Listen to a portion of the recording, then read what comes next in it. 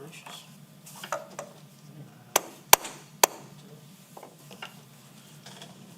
I call this planning commission meeting to order on Monday, March 2nd. Wait a minute. 2026 at 6 p.m. Mickey, could you lead us in prayer, please? Yes. Lord Heavenly Father, thank you for this day you blessed us with, and thank you for allowing us to be here and serve our community. We ask that you guide us, give us the wisdom and knowledge to know thy will, the strength and courage to carry out thy will, and give us humility and understanding for the things that we cannot change. Lord, I pray that you give us discernment when dealing with man. And these things we pray, Lord Jesus Christ, amen. Amen. Thank you, Mickey. Jake, could you please lead us in the pledge, sir? Pledge allegiance to the flag of the United States of America and to the republic for which it stands, one nation, under God, indivisible, with liberty and justice for all.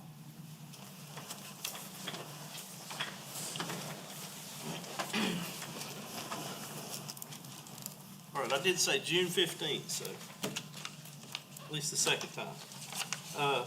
We do have approval of minutes from March the 2nd, and we'll start with those. Has everybody looked through the March 2nd minutes? Any comments? All in favor of approval of the March 2nd minutes? Unanimous? We also have the May 4th minutes. Has everybody had a chance to look at the May 4th minutes? Are there any comments?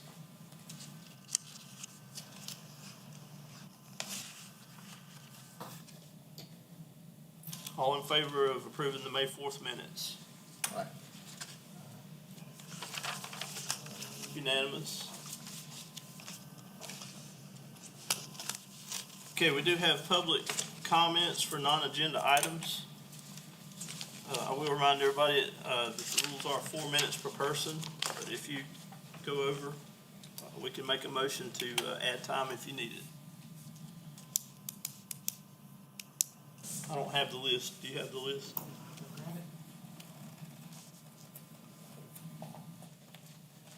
Who all signed up to, just you, Perry? Yes. Yes, sir. Oh, Lord. Perry, you can All right. proceed with your public comments. Announce your name and Mr. Chairman, distinguished commissioners, for the record, I am Perry Smith. Please allow me to remind you of what we started 5 years ago. Our goal then, as it is today, was to preserve and protect property rights. I am concerned that the direction being considered now will directly affect innocent property owners simply to alter the course of development in Oconee County. Over the years, we have often stated owning property in America is one of the fundamental expressions of freedom and the essence of the American dream. We have also said many times, if you don't want development next to your property, then purchase the land yourself. At the time, I did not realize that we might eventually find ourselves considering policies that undermine the very property rights that we have spent years defending. We have repeatedly argued that land ownership is an investment and that individuals have the right to buy and sell their property to whomever they choose, and that lawful owners should be free to use their property within the bounds of the law. The path you're being asked to take today appears to conflict with the principles we have fought to uphold over the past 5 years. I must ask, are we becoming the very thing we once opposed? Are we becoming the Oconee Swamp that so many of us criticize. I challenge you all to prove me wrong. If we begin attacking property rights, whether those rights belong to the small landowner, like me, or a large developer, we cease defending a fundamental American principle. Property rights are not selective. They either apply to everyone or they apply to no one. I assure you that if this course is pursued, the Commission will be remembered for years as the body that initiated a direct assault on private property rights in Oconee County in order to satisfy a small group of individuals, many of whom don't own no more than an acre of where they live. I urge you to carefully consider the precedent you set today. You've said this many times as well. Once property rights are weakened for one group, they are weakened for us all. Thank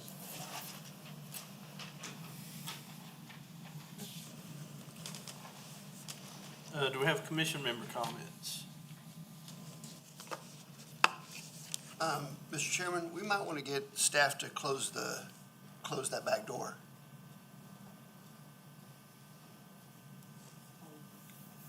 If I remember correctly, that door does not have camera access, is that right? That is correct. Okay. Thank you for that. See, I'll send y'all a bill for that. No further commission comments? Staff comments? Just a couple of things. One, I would ask, I took a webinar that the state provided for us, which covers some changes that we need to make in record keeping and such as that for our commission and, all of our boards and commissions, basically, just record keeping and how we do things.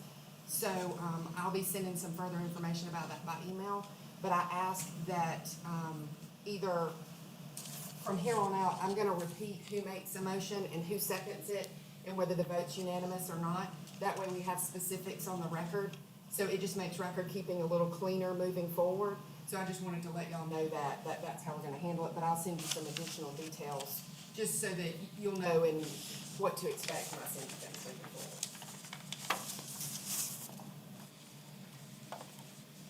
That's it. Okay. All right, agenda item number 8 is discussion of the initial project scope for the council-directed review and revisions of chapters 32, 26, and 38 of the ordinances of Oconee County. Does everybody have a copy of the backup material and the, I guess 4 or 5 pages of council-directed scope document? Has everybody read through it? At this point, I'll ask for a motion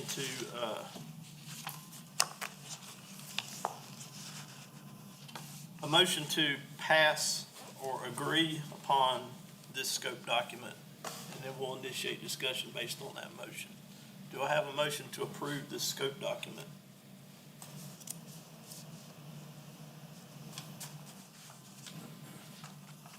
Can't discuss it if we don't have a motion. I'll make a motion.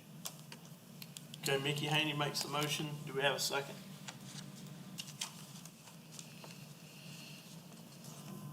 I will second for discussion. Okay, we have a motion and a second. Discussion.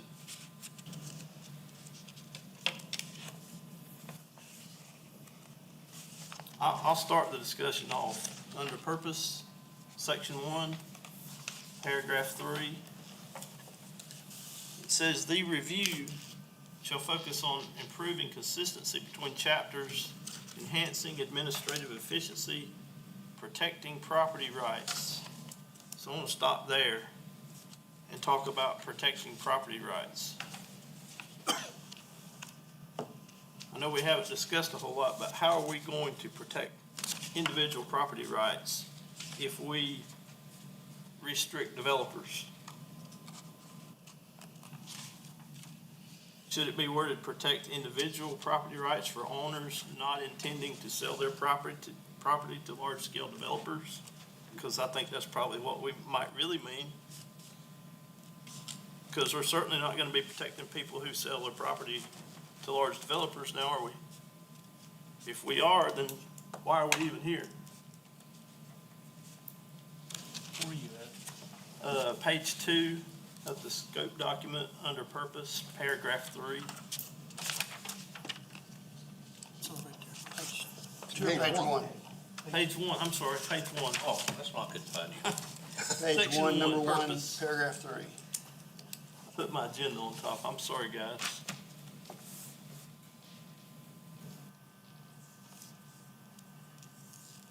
That is a very good point.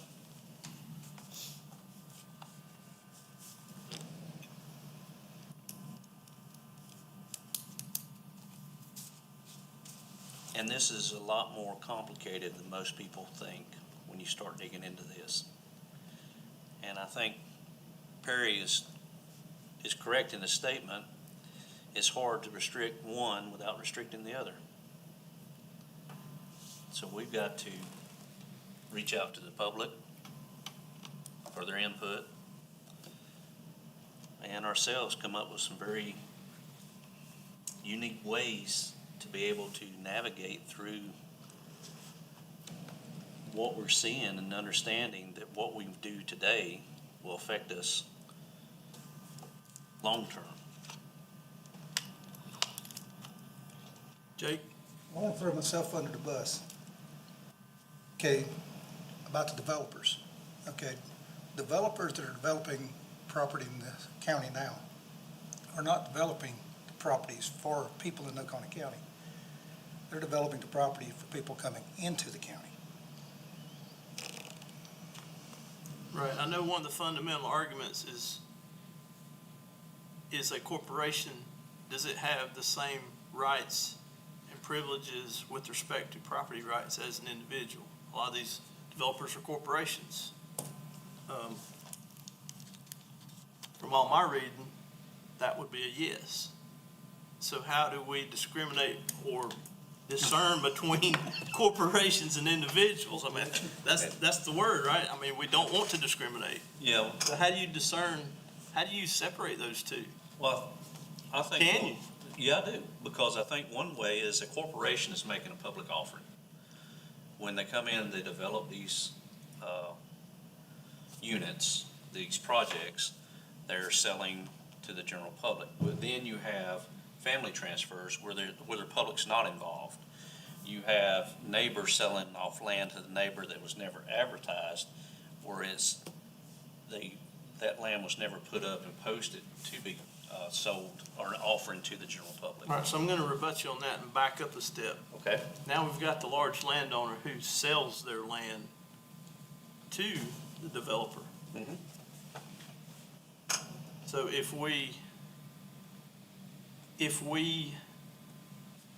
restrict the rights of the developer, are we also infringing on the rights of the property owner by driving down their property value? Give me an Of example. course, you know, if you make the argument that you're driving down somebody's property value, you can make that argument in both respects. You could make it in respect to the owner, but also the people that are next door that have lived there for years that are not selling their property beside the development. I mean, I guess it's a two-pronged argument, Well, really, you're- it's back and forth. Well, I've often said there are two types of property owners here in Oconee County. Those who purchase property with the intent of selling it at a future date for profit. Right. And then those who generally have inherited property or bought property that plans on passing it down to the next generation. The difference between the two. Or they inherit it and they still want to sell it to a Well, hold developer. on. Yeah, there is that, but with those narrow, two versions, one wants the value of the property to continue to go up. They want to see, they don't mind the taxes going up. They want the value of the property to continue to go up. The other type of person who plans on passing it down generation to generation does not want the value of the property to go up. They don't want the taxes to go up. They want it to stay at a bare minimum because their intent is never to sell that property, but to continue to pass it down. So there is two different types of property owners. The problem you run into, Both of those are a subset of property rights though, right? they are, the problem you run into is, one is, especially our development here in the county has changed drastically. It used to be people you knew that came in, and it was their livelihood. They worked with local builders and contractors to build the housing for the need of the community, And those still exist, but not as many. but they're gonna get affected the same as the other large developers from out of state. We're not gonna be able to discern out of state and or out of county and in county, out of state and county. I think your small developers are not gonna be as affected as bad as the larger developers. The large developers are coming in, they have pretty much their own crews. They've already sourced everything, so it's kind of circumventing a lot of the local developers, and the builders. You know, it's like I said, it's very complicated. Mr. Chairman, once y'all are through, I've got a point to make as well. Mike, go ahead. Okay, Mike. So there's several things that are happening here. One, we talk about the large developer. The large developer never owns the property until he has the right to do what he wants to do with it, which means that you're hurting say the farmer or the landowner who's wanting to sell to them, so they're wanting to get approvals so that they can sell to that developer. But that developer, if he doesn't get those approvals, he's never gonna buy the land, and he'll walk away and go buy the land somewhere else. So you're always hurting that individual. You're not hurting the developer by whatever you're doing, other than changing the rules as you go. Make the rules as tough as they need to be for a large developer, but understand the one that you're hurting is the individual person who may have been here for generations. And now they're at a generational point where, for whatever reason, they now need to sell. And it's that person that you're hurting, that individual that you're hurting. You're not hurting a corporation, because they will simply go down the road to the next one if this one doesn't get approvals. So that's one element. The second part of it is that you've got multiple farmers, and I get it. I'm not a fan of these big developments coming in, especially these outside developments that are coming in, because it's kind of a rape, pillage, and plunder. I believe that we can make a development that is a large-scale development, put development standards in there on them that, as long as they follow them, they can do what they want to do. The tougher we make those, the harder we make a workforce housing element, because that developer is buying that property, building that development to make a profit.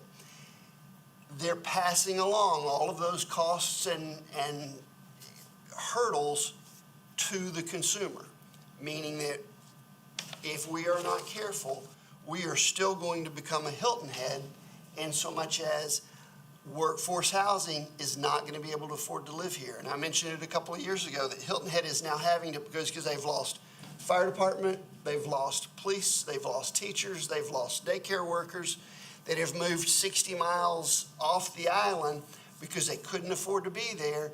And now they're going, why am I driving 60 miles to work? I'll just find a job here. And now the county is having to pay to bring those workers back to pay for their housing.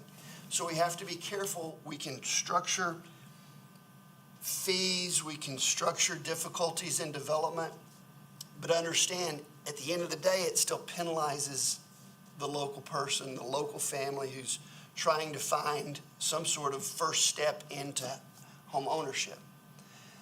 The last part of this element, if I don't lose my train of thought, is, well, I may have to come back to that. But again, just remember, we're hurting the, oh, that's what it was. We have things in place right now, great tools, if the local community will simply use those tools. if it's a generational farm and they would like to pass that down, do zoning as a one home per 5 acre, or zoning of a one home per 10 acre. Because if a developer then wants to buy that property, they do have to go in front of the Board of Zoning Appeals, which is a community opinion-based board, that if there's enough opposition to that at that point to change from one home per 10 acres down to the size of a development, it's going to be, the community can then speak out. So we have tools in place to provide to large property owners, to farmers, to say, I really don't want my kids selling to a development any more than I do, and I'm going to go talk to my neighbor because I'm not worried about me, but I'm worried about him selling. I'm going to go talk to him and say, hey, let's get together, do one home per 5 acre, one home per 10 acre. Our great-grandkids can always appeal to have that changed if they want to, but it would absolutely slow that development process down, because now you're right, that corporation has to go in front of the public and say, I would like to change the use of this property. You know why they won't do that though? Why the farmer won't do that? Because they want the right to be able to sell them for the highest profit. Exactly. It all comes down to that. And so from a farming standpoint, I think we've solved it if they want it solved. But it's a matter of them biting the bullet and saying, I'll do it if you'll do it, and forming a community of doing that same thing. I agree. We do. Well, you're all worried about the developer. What about the public? Perry says, yeah, buy the property next door. Well, not everybody can afford to buy 300, 400 acres. You know? Do we not have a responsibility to the public in protecting their property and their values? You put 5,000 people next to a community, what's it gonna do to their property values? And while you're not wrong, the answer is top-down zoning. Is you make the farming community an agriculture community, and then the corporation has to come and ask the community, can we build a development? Because it's been zoned ag. And the question becomes, is this board or county council prepared for top-down zoning? So I think, Mike, I agree with what you're stating.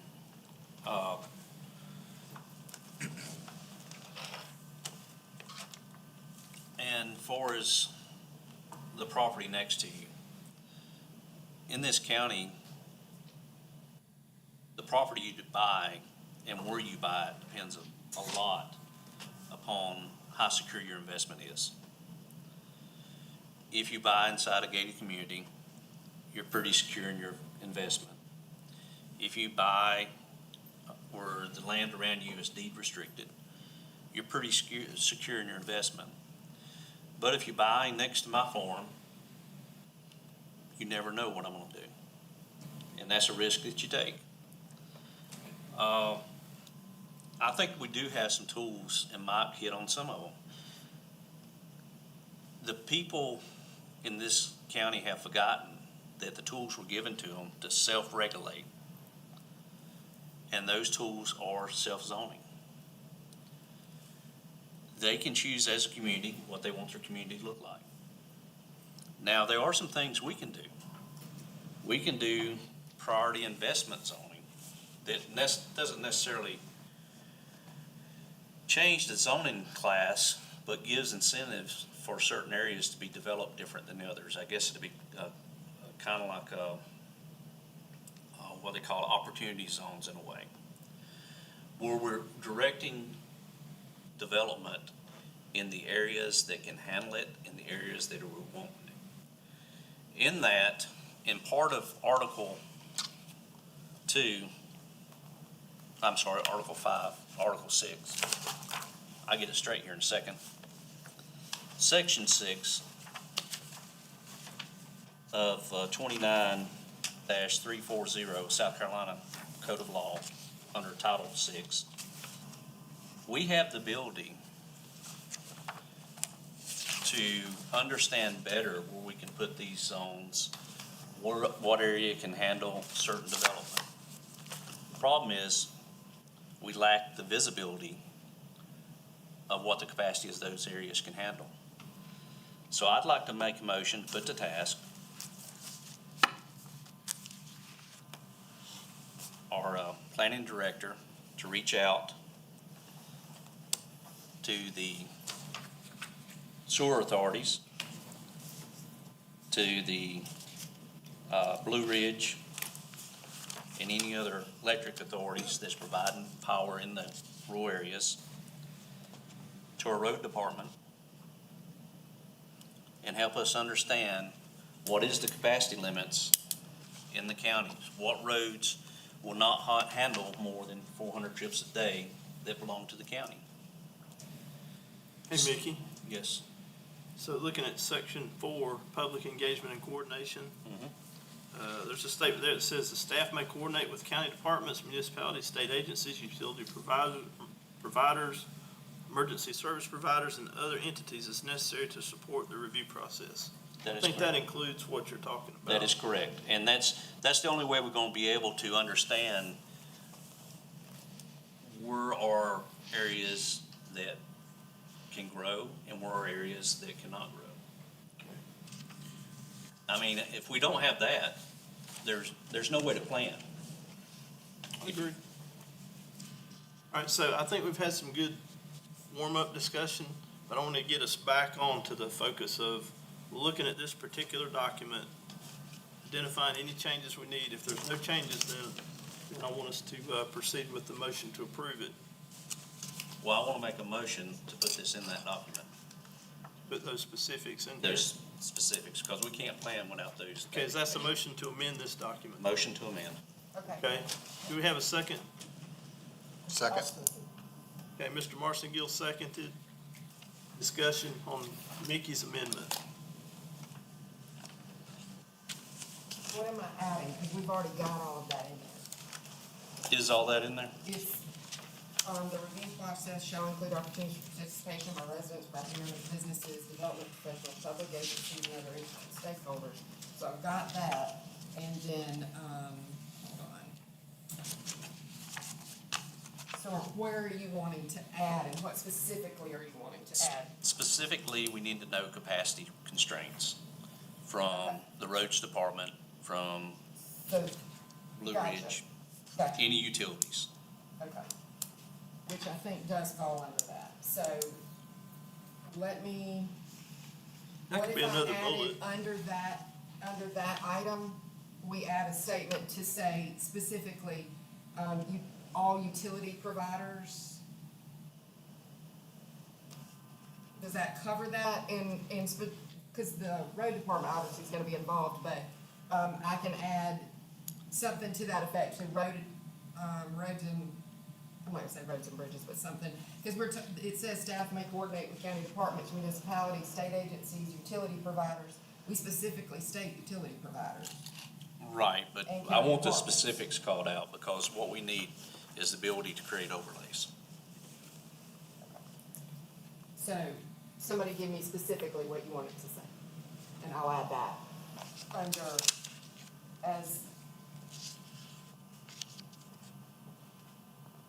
the staff may coordinate with county departments to include roads and bridges. It needs to include, all roads that are county-owned or maintained, that are restricted by nonconformity to county standards. That would be the ones that would fall under the 400 trips per day. Could we ask for something, a list of, all road capacities, county-owned road capacities within? Because then we're gonna know what can handle what. I'm just wanting to Right, make sure but we're covering everything that we wanna, because, again, it's more scope than it is specific, so I wanna know, make sure I'm covering what you wanna include. So, I think, I understand where you're going, And I'm fine with the capacity standard written out there, but we also need to know which roads are not to the county standards. Okay. So, yes, So we want a list of, road capacities and whether they're built to the county standard or not. correct. Is that sufficient? Does that cover what we are? That covers that part.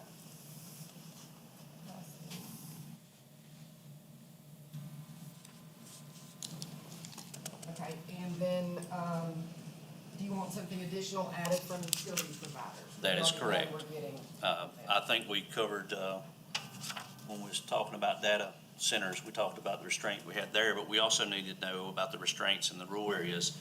What are the capacity?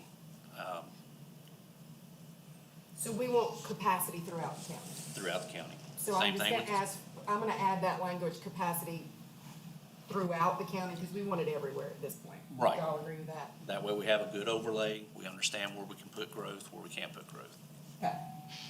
and incentivize growth.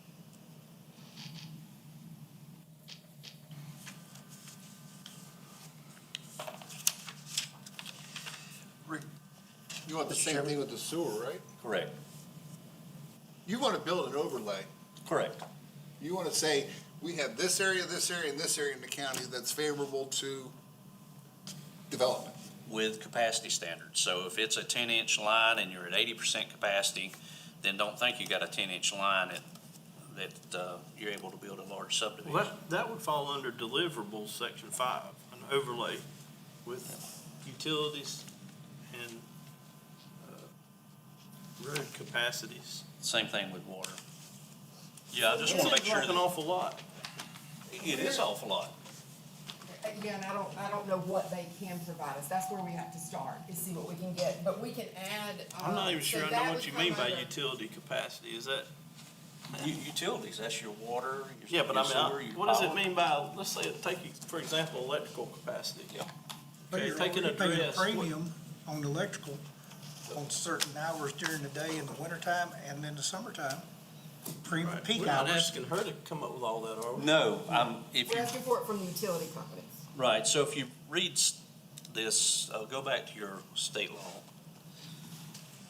Section 629, 340A, all public officials shall, upon request, furnish the planning commission with a reasonable time, within a reasonable time, such available information as it may require for its work.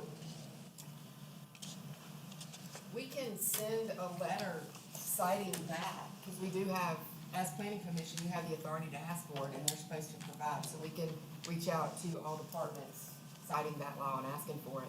So the intent is to develop the overlay. To develop the overlay, but we need those specifics to be able to understand what areas are capable of the desired growth we're wanting to see and what areas are not. This will not only help us, this will also help other departments to understand the constraints that are there. It's something that we've never really, we talk about the comprehensive plan, but how can you put a comprehensive plan in place when you have no idea of what restraints are out there that would keep you from achieving those goals? So when you say we're coming up with an overlay, you're also saying that we're headed towards zoning. No, I'm saying we're actually laying out one reason that we could deny a request would be the utilities are not available. Okay, so that would go back to the determination of a subdivision Yes, efficacy, I guess, if you will. Some kind of, Whether Whether it whether the meets- infrastructure can support a development of that density. I think, Mickey, is that what you're trying to get Yes. to? Okay, yeah. all right. But that's up to the developer to find out. If he wants They to. have to provide documentation at the time of submittal, yes, sir. Correct. But you're wanting to use it as for planning purposes, so we can, long-term planning purposes. well, it goes back to what Mike was talking about. You know, workforce housing, affordable housing, I don't think that exists anymore. Not with the regulations that we put on the communities. Workforce housing is becoming less attainable. But in order to incentivize workforce housing, we got to understand where can we build it? Where will the infrastructure handle it? And actually put things in place according to Title VI to bring about those type of developments through priority investment zones. If we're talking about planning, that's the areas we should be focusing in. I'm with Mike on this other. We have the tools in the county to zone everything else if the communities want to. Mr. Chairman, Yes, sir. going back to this document, once that conversation is over, I want to go to this, because I've got some points to make as well. Okay, so you've got a motion on the floor with a second. Correct. Are we clear on the motion? Yes. Thank you. All right, is there any other discussion on Mickey's motion? Motion to amend. All in favor? Unanimous. It's unanimous. Who made the second? Mr. Marshall Gill. Okay, Mike, you have the floor. Regarding this document as it's written, says the role of county council is to establish policy direction. Absolutely agree. County should be directing the county. The Economic Development Committee of the county, it says they are to provide project oversight and establish priorities. Absolutely agree. Part of council, they should be doing those things. Goes down to the planning director is responsible for lead staff coordination, responsible for managing, directing all phases. All of those things from a staffing standpoint, I think is absolutely correct. You get to planning commission, however, this absolutely changes the guts of what this commission has been responsible for. In the past, the planning commission has been responsible for giving directives to staff as to what the planning commission is doing and how things are to be interpreted, et cetera. Yet this new document says the planning commission shall serve in an advisory role, that it can review document materials, it can participate in workshops, and it can offer recommendations. It doesn't say anything about making recommendations or directing staff. It says review proposed amendments. This completely cuts the legs out of any authority that this body has compared to what the ordinance had been previously written is the responsibility of the planning commission, in my opinion. So we just need to understand by voting on this document as it's written, I don't know what the planning commission role in the original documents of the county, but this changes those in my opinion. This direction was pulled from the resolution that council made. And again, if council wants it done, then council gets it done, but we're I think simply, the intent is still for you to advise as you always have. that's not what it's saying though. Advisory and statutory. It says participate in workshops, review document materials, review proposed amendments, offer recommendations. Doesn't say anything about being a directive body. So, Mr. Johnson, going under the planning commission, the planning commission shall review the proposed amendments prepared by staff, receive public input as appropriate, and provide formal recommendations to the county council. So I'm assuming, and you know what happens when you assume, that the planning director is going to prepare the documents to save us time, Absolutely, yes. and then they're going to come in as backup materials. We're going to review them, amend them, and pass them, or give a recommendation, a pass or fail recommendation to council. It's saying offer recommendations to assist the staff. That's in, you're back to under the planning director? I'm back under planning commission here as far as what our new role will be.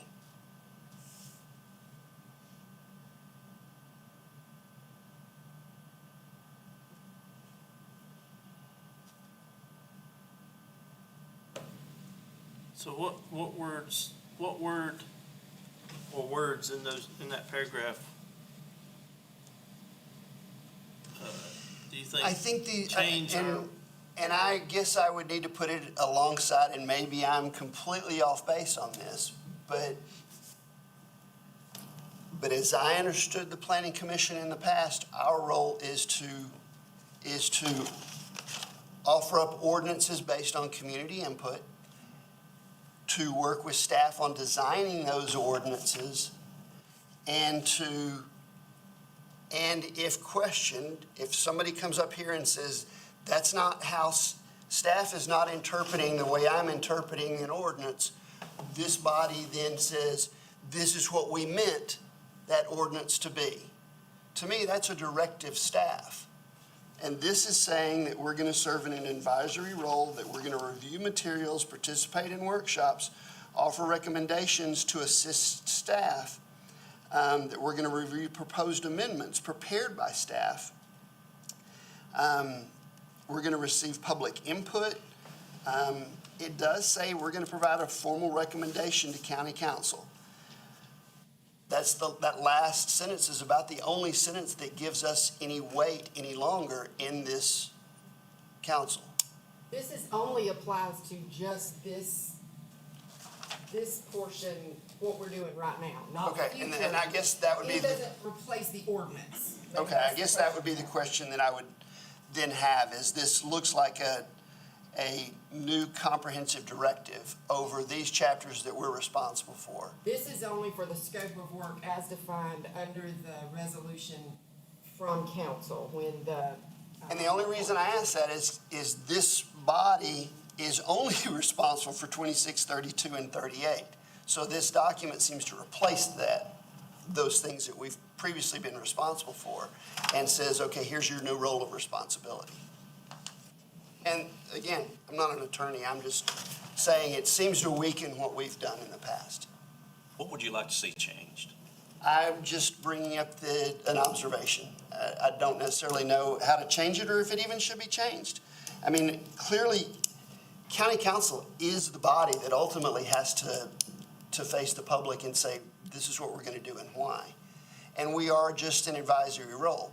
My observation is that we are a body that is in charge of directing and interpreting chapters 26, 32, and 38. This is a new directive over chapters 26, 32, and 38. Does it change then the body of what this? I think one thing it does change is generally we kind of grow the ordinance through many meetings and many conversations, and this is just going to bring a changed ordinance to us for us to review and not really, it goes back to like many bills that have been passed, you don't know what they are until they get passed. Is there any way, as y'all go through these, to release the information to us as Well, backup material for review? Part of this is planning commission workshops. Under number 4, that's one of the things that we're that we're tasked with is that. Okay, so there's where I had some comments. And I think this may help Mike's concerns. So, Section 4, the review process shall include opportunities for participation by residents, property owners, businesses, development professionals, public agencies, and other interested stakeholders. Public engagement may include information meetings, stakeholder meetings, planning commission workshops, other outreach activities. So, I would think a deliverable would be under Section 5, a meeting calendar / schedule to meet Section 4 above. In other words, I'd like to see a calendar with these meetings scheduled. And we can do that. That's one of those things that we have to figure out the public meetings and how we're gonna schedule those. And And is it who's gonna be- schedule? Are you going to schedule them? With the coordination of the commission, because if it is a commission-run meeting, then it has to be a public meeting, so we have to work that through with the county clerk to get the schedule. So yes, my office would be preparing the schedule and then be sent to y'all. But we have to determine who's gonna, Workshops is it are a not, traditional public meeting? workshops are not a quorum type meeting, are they? No, sir, that's, if we scheduled them not as a quorum type meeting, it makes it a little bit easier to get on a schedule, but I think there would be both, in all honesty. Because we want, the idea is to allow for public input and public engagement, which is gonna require, the hope is we have a full room. We want lots of voices, not, no offense, gentlemen, we want more than just the few that are in the room. We want a variety of voices. We want everybody to be heard. And if we don't, that's where the public information meetings and giving people an opportunity to know what's out there at the time to speak and what we, hearing what they've got to say. So I'd like to make a motion that under section 5 deliverable, we add an item called meeting calendar / schedule. Okay. And then under section 6, project phasing, we've got phase 1 through 5, but we don't really have a timeline. No, sir, because I'll be honest, this had to be done in 5 days. The Yeah. scope had to be done in 5 But our days. timeline is 7 months. Yes, sir. But So, the we scope know- had to be done in 5 days, so we haven't had the opportunity to develop the full timeline yet. I needed to know what y'all wanted first, honestly, because I would hate to schedule a bunch of meetings and then have to pull those back, because that's not what y'all wanted to do. So I'm actually looking for additional direction from y'all as far as, the public information meetings, the planning commission workshops, how y'all want to move forward with that. So do you Because know that when is, our- that is involvement from y'all as well. Do you know when our clock expires on this moratorium? January 19th next year. January 19th. 1/19/27. And the hope is, we want it done on time with no extensions. So if That we is said 2 council's months for hope. phase 1, 2 months for phase 2, actually, I don't even know if that's gonna be good enough when you got that one. I think we gotta better understand the document first. But what exactly is the initiation, what exactly are we doing? We're having meetings for what? To decide what? We're having meetings to decide what content, well, first we have to, we need to have a meeting for phase 1 to determine what the issues are and what we want to resolve. And then phase 2 meetings would be look at the ordinances and figure out how you want to change them. Phase 3 would be an extension of that with public review and comment, in my mind. Phase 4 would be the planning commission review. So that would be the review of the full That would be the document, full in my review opinion, in that here. final, yes, sir, Right. that final review. And to me, phase 4 and 5 are planning commission review, a meeting or two, county council, a meeting or two, right, to approve it. Could be more, I don't know. But those are probably the last 2 or 3 months of the whole thing. So And- we need to be into that January, December, probably October of this year. We need to be into phase 4, so that gives us what's left for phase 1, 2, and 3, which is what, 5 or 6 months? We have 5 months, and that, October, June, July, August, September, 4 months. So we have 7 meetings until this mid-July. Oh, wait, you're saying not July of January. next year, July of the following year? No, January. January of next year. of next year, that's 7 meetings for us.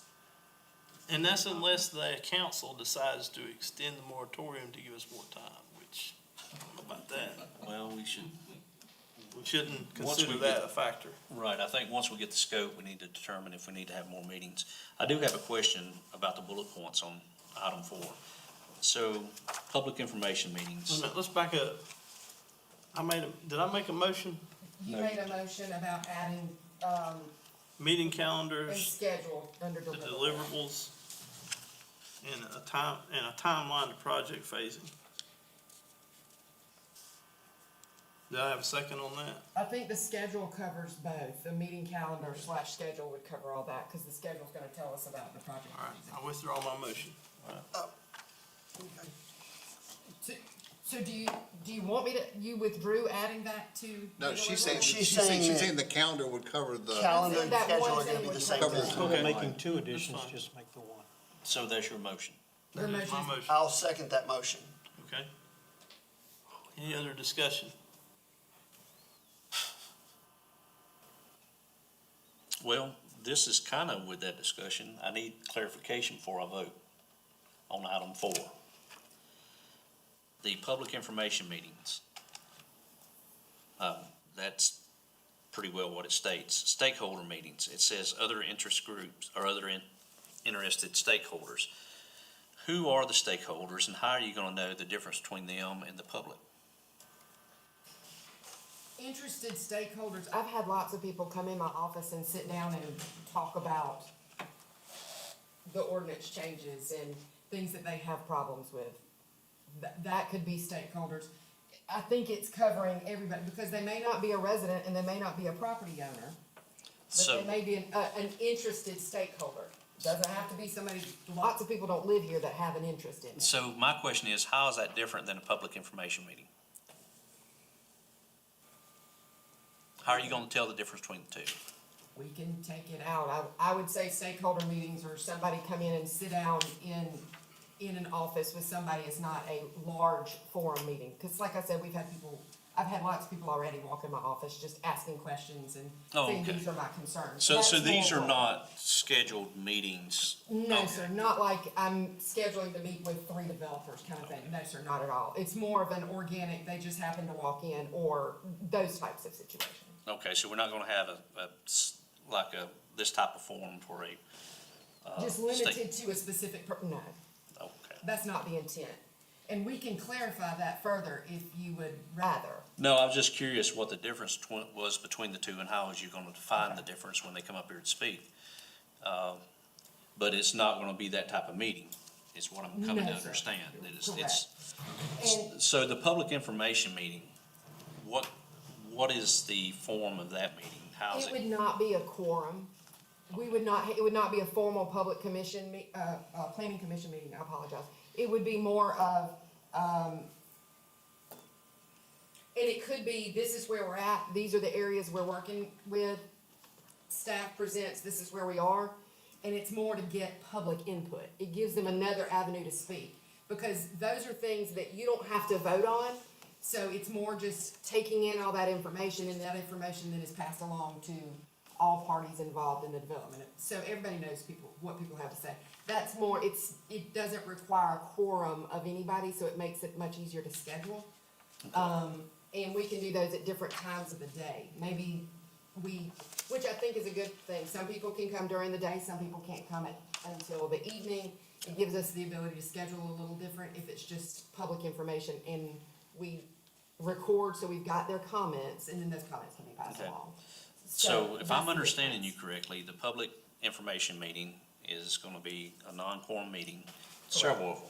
Yes, sir. The stakeholder meeting's really just gonna be one-on-one meetings, things like that. People have to. So those are not really gonna be scheduled on the calendar. That's why I was asking for clarification.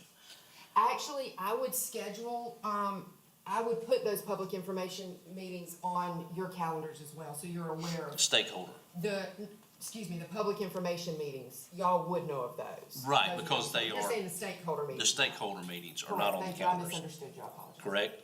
Those would not be on our calendar because Okay. they're just organic. So there's no reason to even have those on the calendar. And that's the reason I was asking the questions. All right. Now I'm good. Understand. Okay.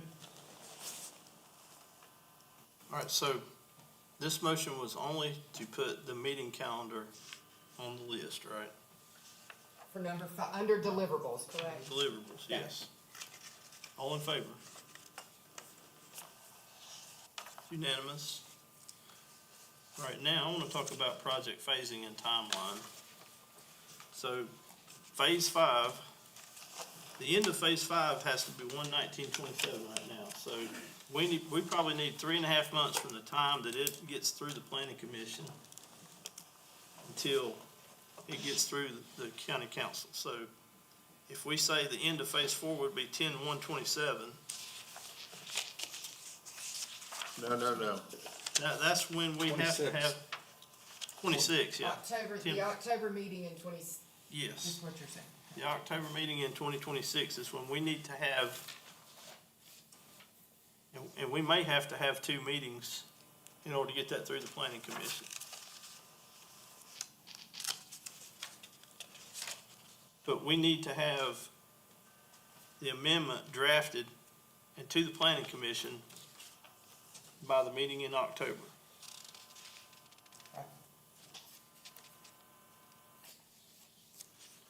Which means if you back up to phase 3, 1, 2, and 3 to me are really phase 1. It's discuss it, review it, have our workshops, our stakeholder meetings, and our public information meetings to gather the information to draft the ordinance. So I'm not even sure I would have a phase 1, 2, 3. I would just have a phase 1 is issue identification and initiation, review and analysis, and draft development. Just make that 1, and the product out of that is the changes to the ordinances. And then phase 4 would become phase 2, which is planning commission review. And then phase 3 would become the final phase, county council approval. So can we leave all 3 of those items, just take out phase 2, phase 3, and leave those 3 items listed under phase 1? Is that what you're saying? Yes. Okay. And that way we've got from now until October to hash this thing out and get it drafted up to the planning commission in revised form. Okay. That's my motion to amend. I'll second that. Discussion. When are we going to go over the scope of the document? That's what we're doing now. But we gotta have a schedule and we gotta decide what we're doing and how first. This is bureaucracy on top of bureaucracy. I love it. It's important to have a robust record given the legal implications of what we're doing. I'll just say that. Can I ask about the stuff that we've done before this? Is that stuff still like committed in the books? Are we gonna Yes. Are we gonna have to start over And again? I have discussed that with the council. The stuff that we've already recommended, that is not going to change in form unless something in here overrides it or changes it, which I wouldn't expect to happen. So Okay, that, all the stuff that we've approved that's come out for chapter 26, 32, or 26 and 32 is, our intent is to incorporate that. so if we That's get, part of this. if we get through this, whatever this is, we can go back to what we were doing? And go Yeah, ahead and well- finish that up? That stuff is included in this. It's now rolled into this. Those red marks are already available, the staff's got them. Okay, And when she works on the rest of this stuff that we recommend, okay, those red marks will already be included okay, and will go to the council. okay. And I think that's mentioned in here somewhere. if It's I'm not mentioned mistaken. under every chapter. Last bullet in each chapter, if you look at that, it says amendments previously recommended by planning commission but not yet adopted. It's in here. Where is that? It's under chapter, if you go back to page, It's under scope of review. yeah, page, section 3, scope review. Gotcha. The last bullet on each of those. Okay, That's what that's the work that we've already done. gotcha. Okay, The idea of review and evaluate is to make sure that nothing overlaps since that work's already been done, so it all gets coordinated. okay, thank It you. does say, Go ahead, Joe. it does say review and evaluate. And the last bullet says amendments previously recommended by planning commission but not yet adopted. So are we saying, by what you're saying, we're considering the work we've already done reviewed and evaluated? Correct. Okay. But we don't have to rehash. It's a I'm just, intent met step. I got it. I like it. Okay, thank you. So I do have one question. Landscape standards, do those belong in 32 or 38?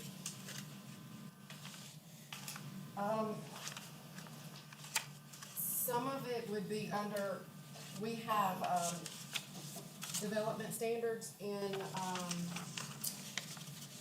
32. So sometimes you have All right, landscape standards of, Let's back up I'm sorry. on the point of order.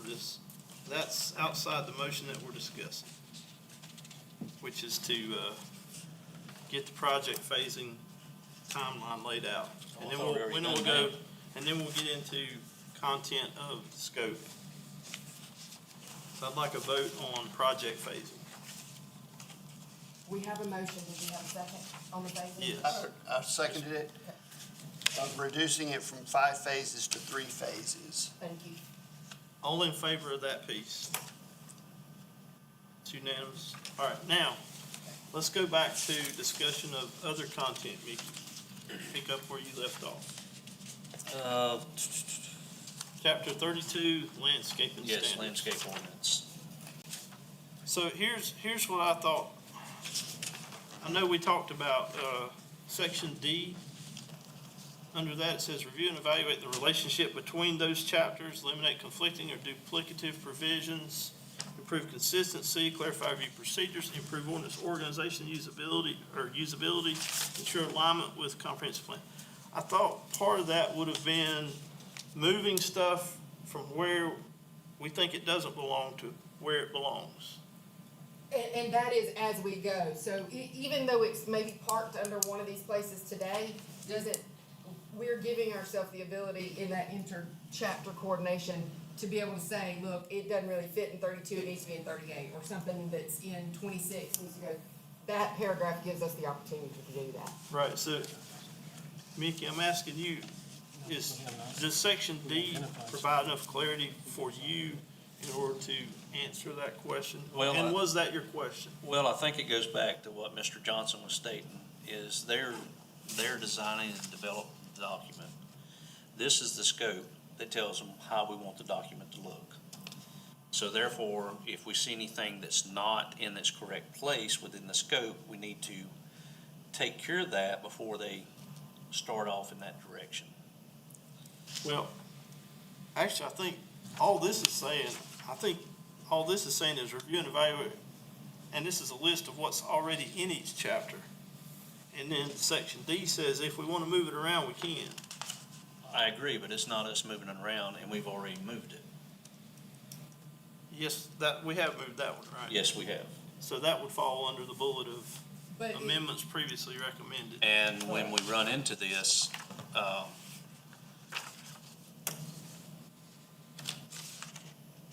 what we're asking them to do is develop 26 and 32 without a landscape ordinance in it, but the landscape ordinance in 38, where it can receive a variance if needed.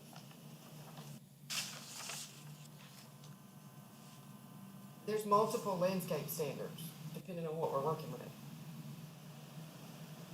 Or maybe we need to create just our own. Well, chapter 32 is the universal landscaping standards, right?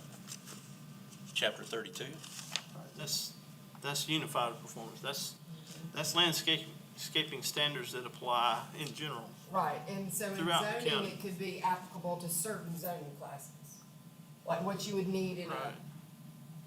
a heavy, dense neighborhood might be different than what you would need in industrial. So is that what you're wanting, is that what you're saying needs to be in 38? So I think- Clarify for me. So 32 should be concerned with setbacks. Setback currently are in 38. No, they're in 32, right? The 38 has them, they're in each Zoning classes. zoning class. Yes, but they're talked about in 32 when you're developing the subdivision of property. It's part of that development. You gotta know which zone you're in, determines which setback. 38 divides them up and tells you, if I'm correct, tells you that, okay, what we call it, the general use zone has this for setback, whereas the rural residential has this for setbacks on residential homes.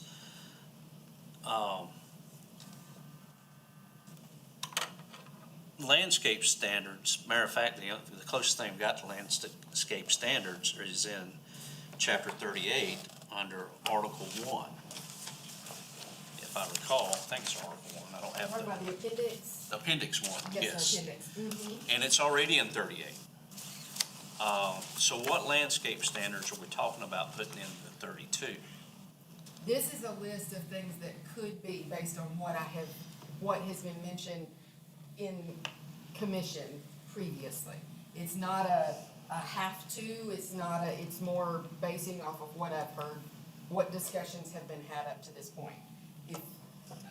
Again, it's just a general guideline and not a requirement, so if we need to strike that one and say it goes in 38, then that's fine. I think what I was referencing was just overall standards, like if there's any buffer requirements, but we can put that in 38 under each zoning class. Is that more the direction that y'all wanna go? I think we purposely pulled the landscape standards out of 32, put them in 38, so that it would fall under the Board of Zoning Appeals for that purpose.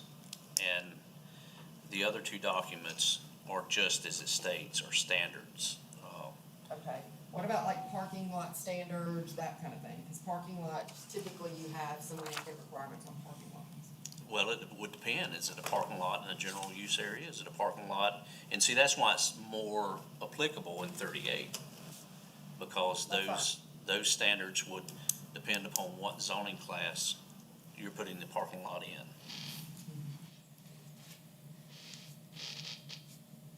Give me a motion. I make a motion to remove landscape standards from 32 and insert it in chapter 38. Do I have a second?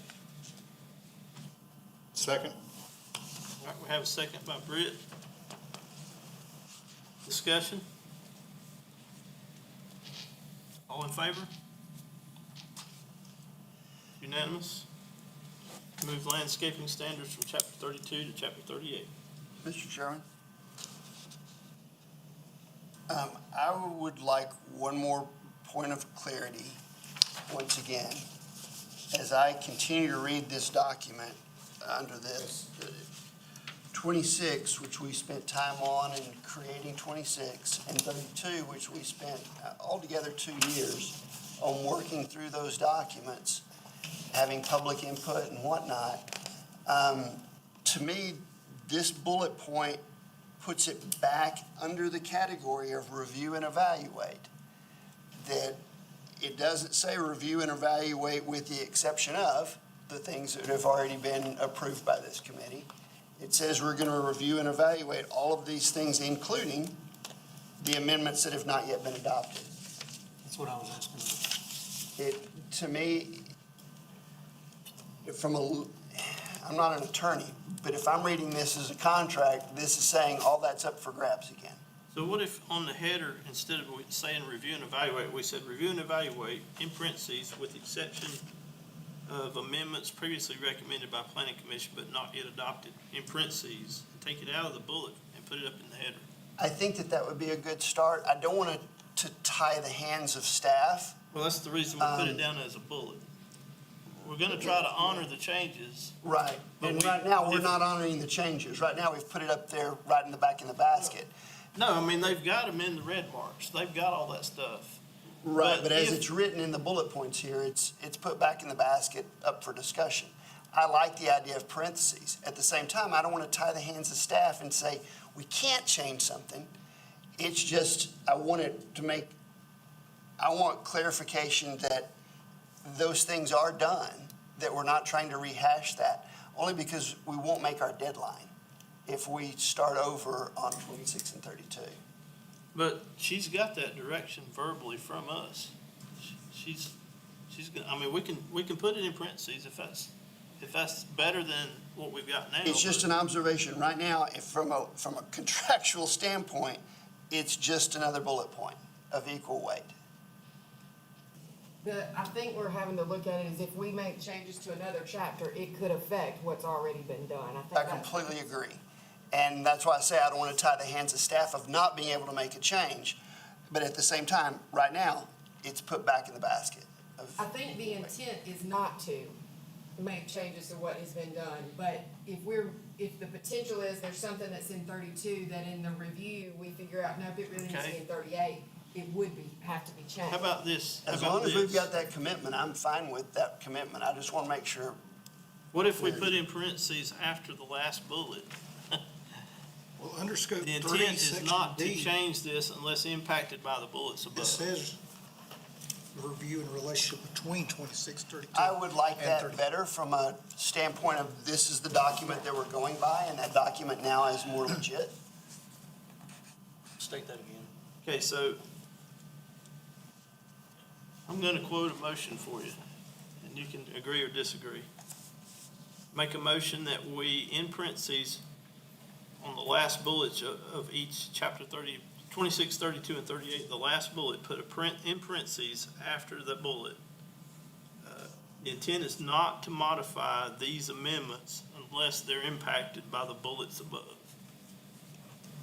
I don't exactly know what that means. Or unless it's necessary, based on the changes from the above efforts. Yeah, I'd but say that's bullets exactly, above. that's the exact argument he's making, Right. is the above items. Well, we may have to change them. There's no promises. I mean, there's no promises that they might not get tweaked when we come up with changes based on these other bullets. I mean, we're gonna honor the changes if we can, and they're already weaved into the document that we're working with, but if they need to be changed based on what further findings, we need the ability to do that. And we can do that, but that should And not be our that's the focus. verbal understanding that we have now with staff. And that's why we put these bullets in the first place.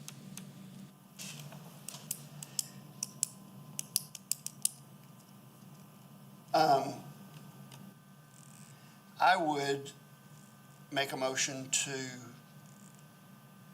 on the last where's a bullet, to actually put that in parentheses with, the parentheses being the foundation, some wording to the effect of these amendments previously recommended by staff should be the foundation for where we move from here. The guiding document. Should be the guiding document or foundation document for 26 and 32 where we've already been.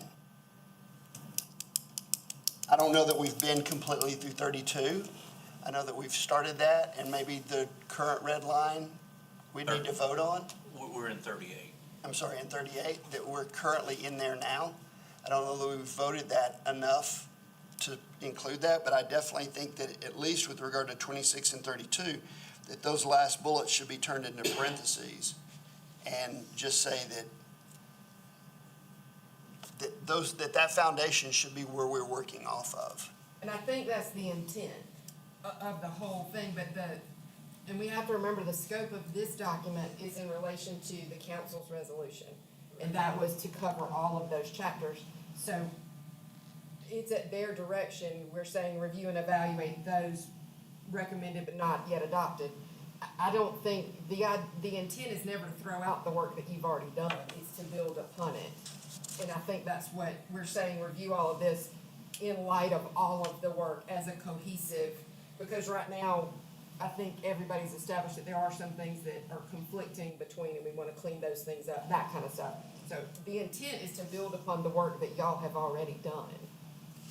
It's not to start from scratch. We don't have time to start from scratch, I'll be honest, but there's a lot of work to be done, and I don't think we can, if we were starting all over, we wouldn't get it completed. Okay. I'm wondering if the section delta at the bottom of the page that we were just looking at does not cover his concern. Review and evaluate the relationship between chapters 26, 32, 38 to eliminate conflicting or duplicative provisions, improve consistency and enforceability, clarify review procedures, improve ordinance organization and usability, and ensure alignment with the comprehensive plan and adopted county policies. Does that not cover going through and making any changes necessary that we identify beyond what we've already identified? if this is the assignment that covers all of those other things. I mean, they, In other words, it wouldn't be a D, it would be a directive. It wouldn't be a D, it would be a directive of all of it. Mr. So, Chairman. right now, D is given equal weight to the ABC. It's its own section. I agree. It's actually, what you were saying is, to calm any of that concern, is D would be the way you would deal with A, B, and C. In other words, it would be this is the guidebook of how we're going to work with under A, B, and C, is what is being said in D right now. I agree. So it's almost like it needs to be taken out of D and put as the header, the head paragraph. Well, we could do that. Does that make sense? Did you have a motion on the table? No, I was just talking. No, I'm talking Pressing about a prior to concern. that, dealing with chapter 26 and 32. I did, but I withdrew? didn't finish that Okay. thought, so nobody seemed to have interest there. I was waiting a second. I have a question. You were saying the same weight applies to all four, but that is literally just the scope of the review. The review is to determine if there are conflicting issues, and so it does, from my purpose, it does bear the same weight, because as intense as y'all have worked on those first two chapters, I have to give the same level of intensity to go back and look at, and then bring to y'all, for y'all to review any conflicting things we have that overlap once we've moved forward. So it does bear the same weight, in my opinion, just because it's gonna produce the same level of work. Even more so, because I feel like that's then fine tuning all of the work that's been done and making sure it is accurate and is your intent. Okay.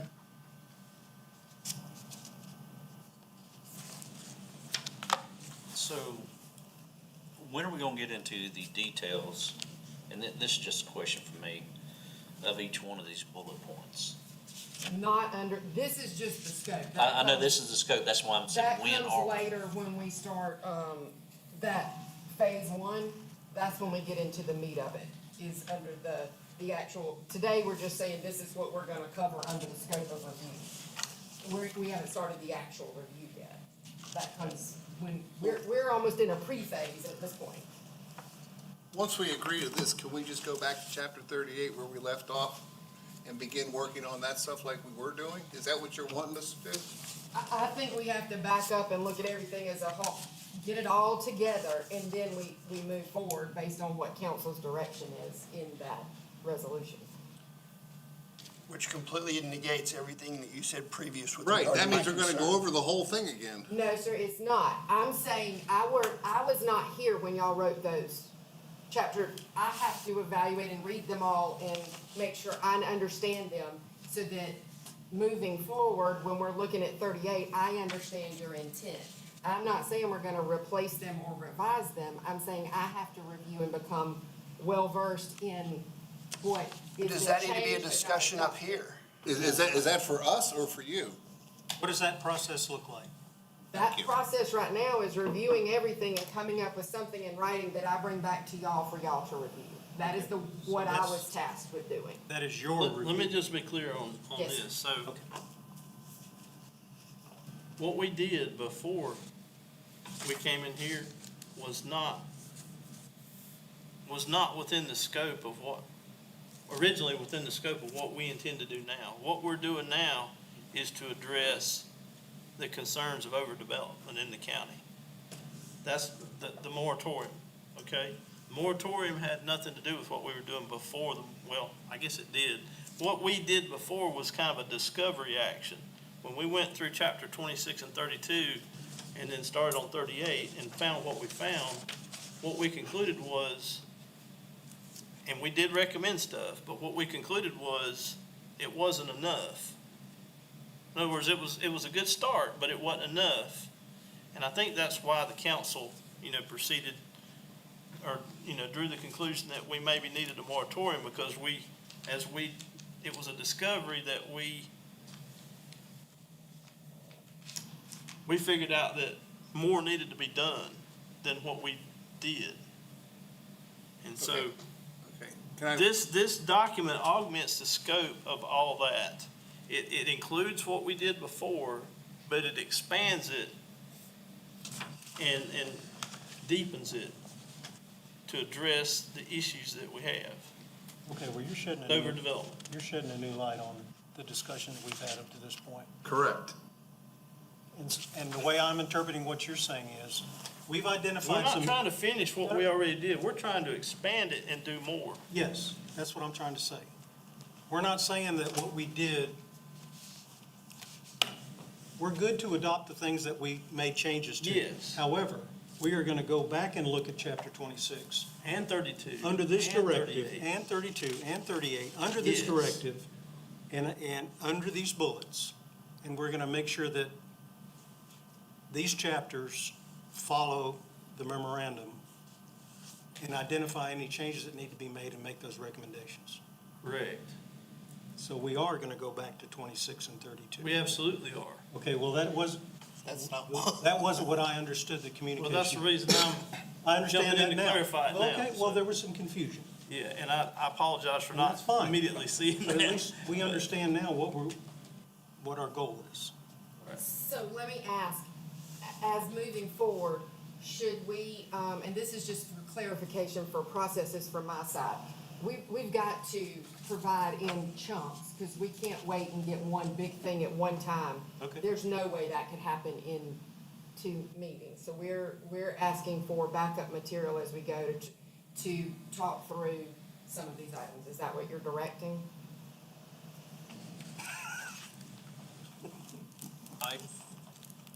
I think we need to work backwards, from 38 backwards. No. 38 is the unfinished document. I think we need to have meetings and get public input I think inside. that's the initial, right? That's what we. I don't think we scheduled. target any particular one. I think we work on all 3 of them, because it's gonna take coordination to get them all aligned the way we want them. And we're gonna have to get public input before we decide. And we're gonna have to get each individual planning commissioner's input, each individual councilman's input. And she's gonna have to get that information, put it together, and draft up what she thinks we're asking for. And she's gonna have to compromise. And we're gonna be, in other words, she's not gonna get everything, one individual's not gonna, they're not gonna get everything they want, and this other one's not, because there's probably gonna be somewhere in between, so there's a lot of work to do. There is a lot, and that's why, Can I ask something? Yes, sir. Okay, let's just say we're going through chapter 32, all right? RV manufactured park standards. Are we gonna rehash what I don't even know what the standards are. Are we gonna say, yes, we want these standards? No, we don't. We have to have a reason So- why. So how are we gonna get all that information in time? So here's what we're doing on that. We passed an RV park and manufactured home park standards some time ago. I don't know if you were on I don't think you were here yet. I wasn't, because I don't remember talking I know about Mike this. was here, and I think just me and Mike were the only ones here. We passed an RV park standard.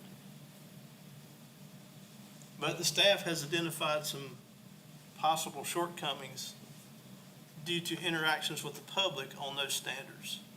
And requested that we include that in this scope, because it's part of chapter 32. but is the scope too broad? And, that's the problem I'm looking at. If we're looking to streamline these 3 ordinances, that was one thing that was identified that the public has issue with right now. They have issue with the county and how we're handling that particular piece. Mr. Chairman, I understand that, but the moratorium's on major subdivisions. And we're adding all these additional things into it. And I think, what is the compelling interest right now? The That's real good. I agree immediate with you. That's a good and point. severe problem, we're saying major subdivisions. That's what we're saying. Okay, if that's the severe and immediate So problem. do you have a then the motion to problem- remove that from Well, the hold scope? on, can I finish? Yes, sir. Then the problem has to be urgent and demonstrable. So we're saying the major subdivisions are. Now we got to narrow our thinking. And this scope is very large. That's why I was wanting to get in the details. We need to make sure the laws are narrow, or our choices are narrowly tailored. Meaning the restrictions we're coming up with are directly solve the problem and do not restrict other rights and privileges. So if we're looking at this and we're worried about major subdivisions, then a lot of this isn't necessarily applicable. And really starting with chapter 8, or 38, would make more sense.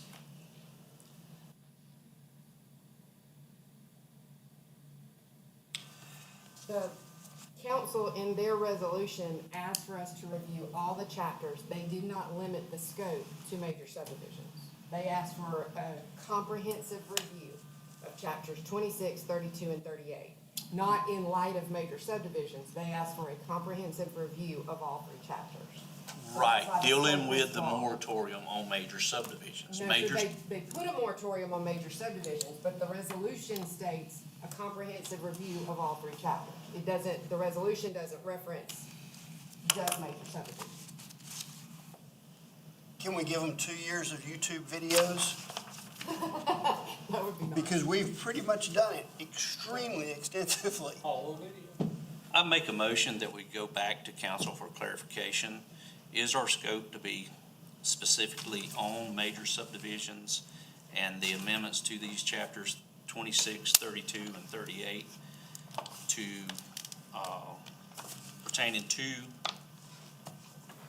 major subdivisions, or do we broaden that scope to dive back into chapter 26, 32, and 38 in all items that's called out in those documents?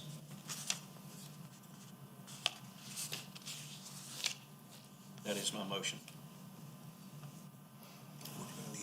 I'll second it. And workshops. So we want to walk out of here without a scope document. You're fine. Well, if we're not clear on what the scope document is, I think it's pretty clear. I don't. I think I have a real concern that we have a moratorium. It took us 2 years to get through 26 and 32, and if council's asking us to start over on going back through those things again, for whatever reason, we're not gonna get through this thing anywhere close by January. But we've done a significant amount of the work. But we're saying that, but then we're turning around and saying we haven't, that we're opening that can of worms. We're opening that document back up. If it relates, like Mr. Haney said, to major subdivisions, and we're reviewing it all based on major subdivisions, then yes, we should open it back up. But if we're just opening it back up because we need to spend more time here at the Planning Commission rehashing something that we've rehashed for 2 years, then that's not dealing with major subdivisions. That's dealing with, let's just talk about it again. And if that's what we're gonna do, then that shouldn't be under a moratorium, if we're just gonna talk about stuff. I would agree with Mr. Haney that we need to ask council, do they want us to talk about all of these chapters again? Or do they want us to deal with the moratorium? Moratorium gives us a deadline. So what items on here, what bullets do not pertain to major subdivisions or do not come into play, other than the RV park one?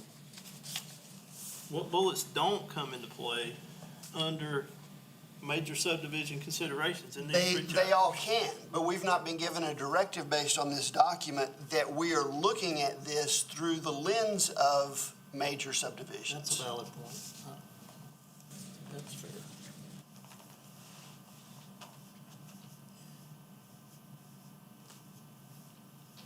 And that's where we should be asking council, are we to be looking, I don't have a problem with the document, if we are given if our lens is regarding major subdivisions.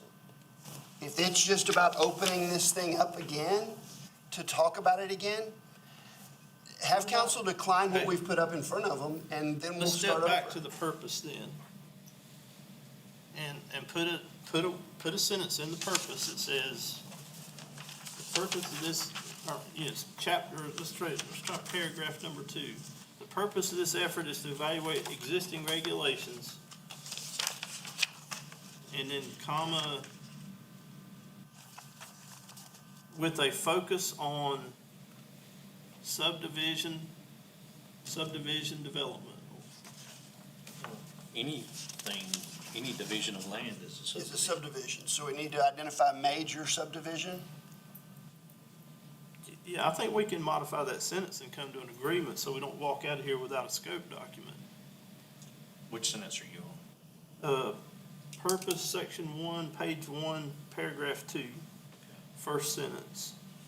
I think if we can change that sentence, I mean, I think the intent, talking to the council, I think the intent is clearly that our focus is on the subdivision, the large subdivision aspect of the regulations.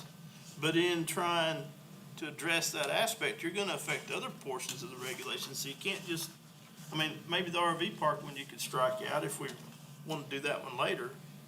I know staff doesn't want to do it later, but. There is no manufactured home park standard. So the reason I asked that to be Right. included is it's referenced in the ordinance to say refer to manufactured home standard, park standard, and there is not one.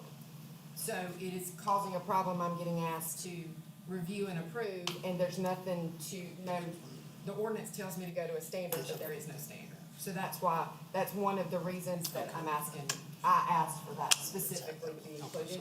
But I think Mickey's got a good point, though, is, Addressing, to me, it's a distraction trying to get through the subdivision aspects, and maybe we need to treat it as a separate agenda item and a separate activity. Would that outside not of technically this. be like fall under, if it's more than a 10, wouldn't it fall under the same thing? you see where I'm going? It's more than 10 dwelling units? Yeah. I wondered if they worded it that way intentionally, not to call. Well, it's not a subdivision to align property. with the more- But neither is a multifamily. But it falls under it because it's dwelling units, not just subdivision. But the problem, Yeah, but you're not gonna have a this 10 dwelling is unit what- multifamily in. This is what our job is in all of this. Well, I agree with It that. does take it all back to the very beginning. Hold on. I'm sorry. Y'all go ahead. Is it something that We- needs to be discussed? We were just getting clarification here to see if this line of paragraph 3 under item 1 was covering major subdivisions and dealt with the moratorium. And I think that as it deals with the comprehensive plan, it actually deals with every sentence, period, and dotted I of chapters 26, 32, and not just major subdivisions. So I don't think that sentence was I was trying, clarified specific enough yeah, to deal with major my subdivisions. question to Mike was trying to align, as he said, paragraph 3, where it says addressing development impacts and supporting orderly growth to the moratorium that was issued. Going Yeah, to- clearly that that's the counts as- intent. Was that council's way of making this document align with the moratorium? Was that the Yeah. intent? Yeah, absolutely. And I was So- saying that it doesn't. This is because to it's- address the moratorium. But this sentence structure is for every period, every comma, every I of chapter 26, 32, and 38. Well, let's fix it. And so to we either need to, one, do Mr. Haney's, which said go back to council and ask them, is this dealing with the moratorium? Or two, do your recommendation, which is assuming that this document specifically deals with the moratorium, then we need to simply define this as major subdivision, since subdivision as a definition is any division of a foot moved over of a property line is a subdivision.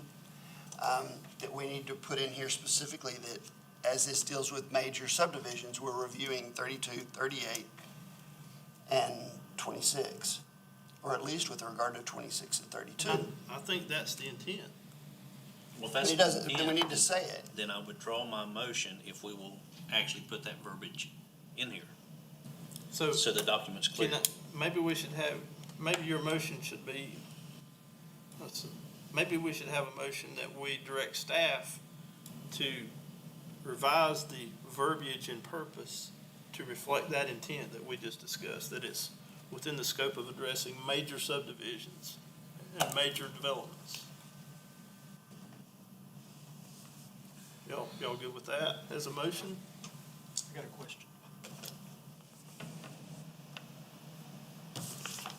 Who wrote the document? I wrote the document, the Well- direction of council. Under the direction, so they specified all the wording that was given to you. So my question is, are we permitted to make changes to this document Yes, sir. when it, as far as the focus, I was narrowing directed the focus? with writing a scope of work, and it was to be broad to allow the commission to work within the document to, make the changes that are necessary. So I was directed to. To not- address the moratorium and the large subdivision And issue. the subdivision of property, yes. I was also told we needed to streamline the minor subdivision process true. because that we've had issue with that. And I think, Mr. Haney and I have discussed that in great detail about minor subdivisions as well. We've discussed it, I think that came up in the last meeting as well, talking about minors. So affecting major subdivision, obviously, it affects minor subdivisions as well, so we're just clarifying that process. So can we say that, would you want to handle that minor subdivision issue as its own standalone topic?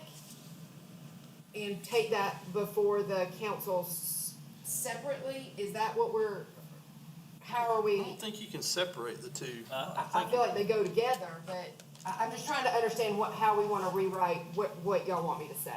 Because at this point, it's at your direction. So I wrote the scope to bring to you to then y'all, it is for y'all to change. It's not, that's the point. All right, that clarifies that. Yeah, y'all can adjust the scope. I just need the direction y'all want to go. So I think the scope needs to be narrowed.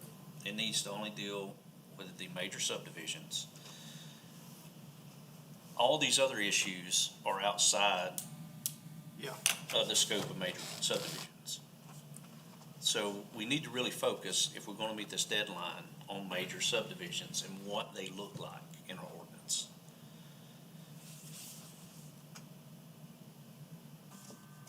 I know there's a lot of other things we wanna do, and nothing states that we can't work on these other things parallel to this ordinance change. But I think our primary focus, in order to meet the deadline, has to be on major subdivisions. If not, we're not gonna achieve the goal. So you have a motion? I have a motion that under proposed statement at the end of, Wait a minute, do we already have a motion on the table? No.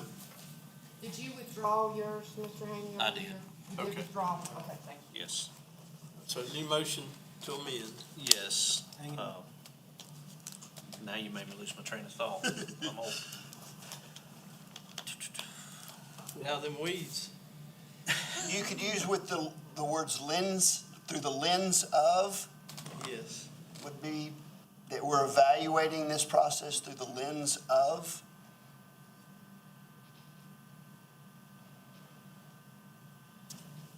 Review. So that would go right at the first sentence under proposed pursuant to resolution. Let me make a motion. Go ahead. I make a motion that we direct staff to reword the purpose with a focus on major subdivisions and developments. But we're gonna walk out of here without a scope. We can still approve the document.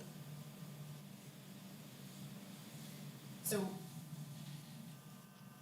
you're given, and your direction is, I think, I understand what y'all are saying. It would be verbiage similar to that through the lens of major subdivision, how it affects major subdivision, and Yeah. the proper verbiage, obviously, but that's what you were saying. Yeah, and it's not my motion, I was just throwing out words that, And I think that's what everybody's saying is in light of that. That's what we're reviewing all of this in light of major subdivisions. Right, because that's why the reason we're here doing this is because county council declared a moratorium. And we've got 7 more months to get something done to address the cause of the moratorium. What's the cause of the moratorium? The cause of the moratorium is county residents are upset that development appears to be not as controlled as it should be. Large development. Just because I need to ask the question, are they wanting more zoning? Is that what we're talking about? Or are we talking, I mean, is this, what direction, is that what we're gonna look at? More zoning, top-down zoning? Hopefully not. Okay, so we gotta come up with some different answers then, don't we? Right, that's part of the details that are not in this document. This document is a scope document defining the big picture. Let's go get public input and figure out what we want to do. Figure out how to solve the problem By January. by January. God bless you. We can do it. Without losing people's So do freedom. we have a motion? Do we have a second to the motion? As it relates to major subdivision, do we have a motion? Was there a motion The there? motion was to direct staff to clarify the purpose, To narrow the scope. to narrow the scope Have more meetings. to major subdivisions, To address concerns of major subdivisions? right, as it pertains to the moratorium. What I would say is I'll go back to the resolution and see how they worded it and try to match our wording up, because they do reference the moratorium there and major subdivisions and development in that resolution, because it refers back to the moratorium, so we'll go back to the moratorium and see how that's written and refer to it the same way, so we have continuity of scope to make sure that it matches up to what they have. Was there a resolution about major subdivisions, though? Hold on, I'll pull it up, and if it's permissible, let me get to it or try to. If you'll permit, I'll read you the, Please do, thank you. yes, sir. It says, a resolution directing the Oconee County Planning Commission and planning staff to commence a comprehensive review and proposed revision of chapter 26, chapter 32, and chapter 38 of the Oconee County Code of Ordinances, establishing an initial scope deliverable no later than July 1st, 2026, directing the Planning and Economic Development Committee of County Council to convene a special called meeting in July to review the initial scope and set further direction and other matters related to.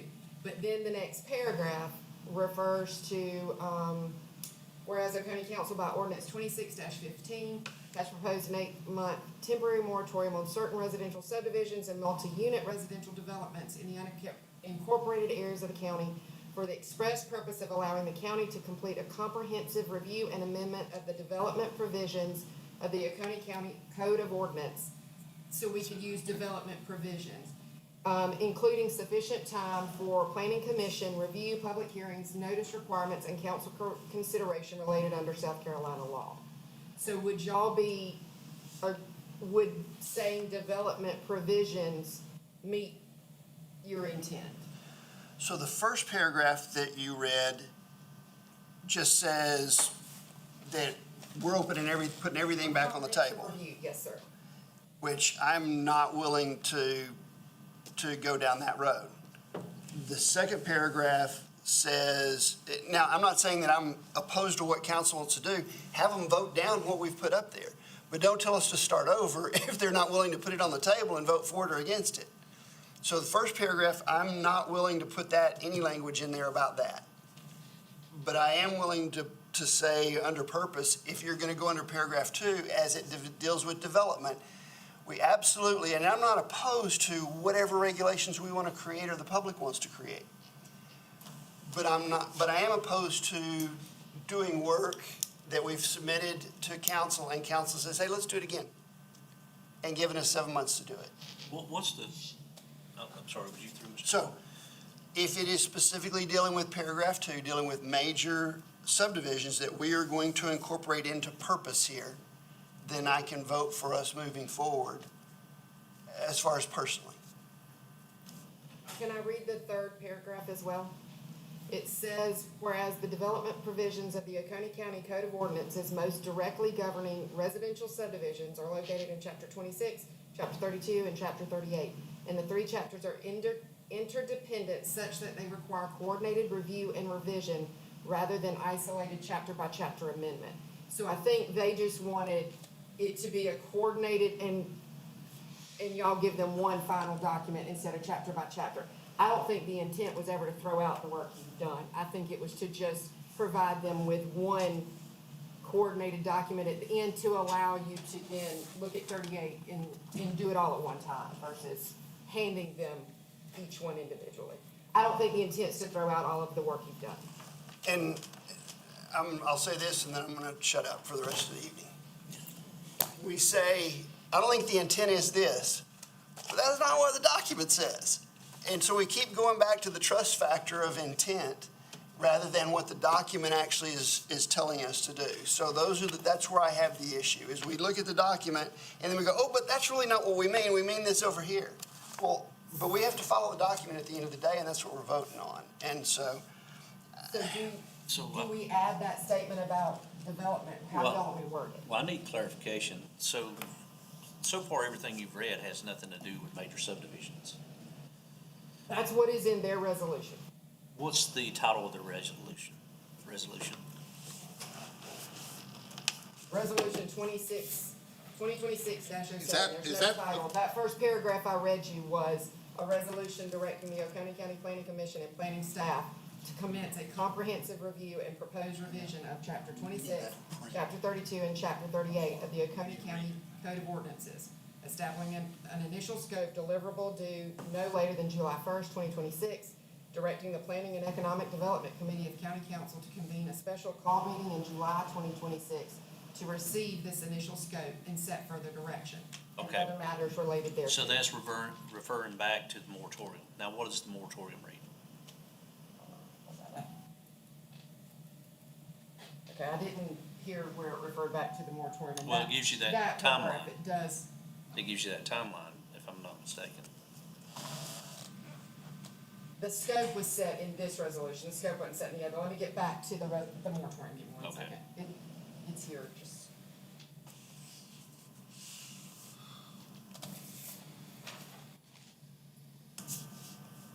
There was a lot of backup material in that meeting. Okay, an ordinance to impose a moratorium on new construction or development of planned subdivisions seeking to establish more than 10 residential dwelling units and other matters related thereto. That's the title of the moratorium. And from that moratorium, this resolution, They filed the resolution to give us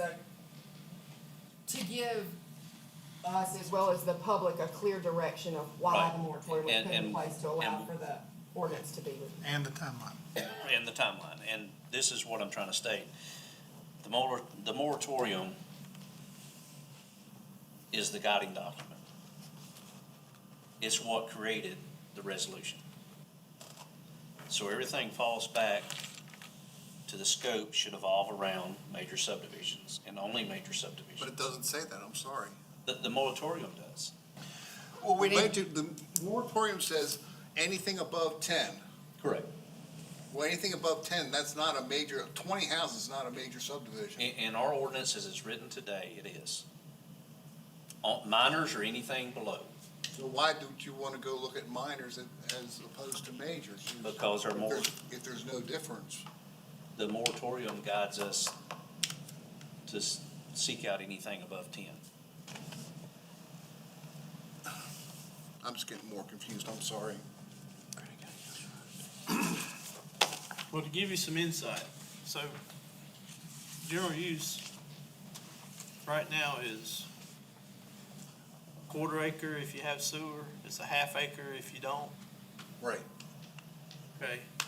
So there's several ways you can attack this process, right? One way is you could say, now we make general use 1 acre, 1 house per acre. And then you have to zone if you are gonna develop more than 10 lots. So it not only involves the large subdivision piece, but it involves individuals. If you start changing rules that way, that's on the scope. I mean, that's on the table to discuss. Okay. You can't separate them without discussing them both. And you can't affect one without affecting the other somehow. I understand that. So The rule, we made a rule and they passed it that said 4 houses to the acre was sewer, correct? What part of that's changed? Well, anything could, I mean, it could change if we decide, depending on how we decide to implement the ordinances relative to dealing with large subdivisions. So are we gonna And go back and subdivide. change, well, I thought that was for large subdivisions. Are we gonna go back and change that, what we already did? What we already decided and what got passed?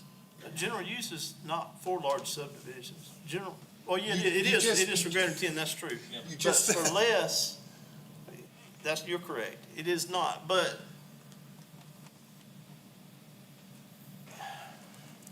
Mr. Chairman, I agree with what it you, also talks about I mean, you know, there's precedent, I think, in other counties where you reset after 5 years, a tract of property. I just don't think you can, I don't think you can talk about how you deal with large subdivisions without impacting somebody who doesn't yet have or has developed a large subdivision. Somebody wants to put in 9 houses and they decide they want to put in 10 or whatever. I don't think you can hardly separate them. Maybe you can. I do agree, right now, the way the general use is written is greater than 10, if you subdivide greater than 10, but. well, that's throughout the county. Right. So I agree with what you're saying, but I guess the point I'm trying to get across is our scope should be on major subdivisions. If it Correct. happens to affect other areas, Yes. then we will discuss it at that time. But our scope should solely remain on major subdivision and how they should look in our county. So are we gonna go back on that and not, and let them have 10 houses to the acre? Are we gonna, well, that would be No, the we're change. not gonna go back on that. Okay. I'm just gonna use it because this is what I understand. The guy wants to put 5,000 houses over there near wherever, Newry, right? Well, he's, huh? Yeah, or 2,000 or whatever it is, yeah. Well, the number changes weekly, I'm Right. sorry, I haven't kept up with the last number he's thrown out. But it's the same idea, he's talking 10 houses to the acre, or he's talking condos or whatever he's talking. I don't know, if we say that you can't have more than 4 houses to the acre, what part are you gonna change? I don't understand what, now, I do understand the part that if you have green areas and all that, that's considered in the acreage, and I got all that. But we've already made the statement. We already have the ordinance. Right. What, if he can't comply to that ordinance, what do you want us to do? Well,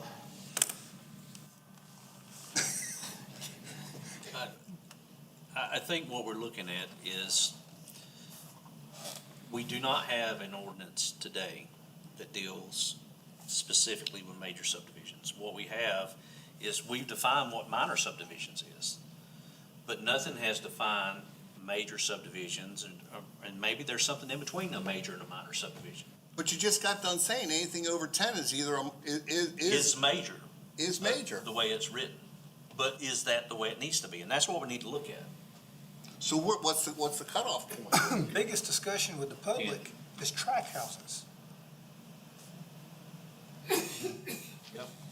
So maybe it's land disturbance that you're looking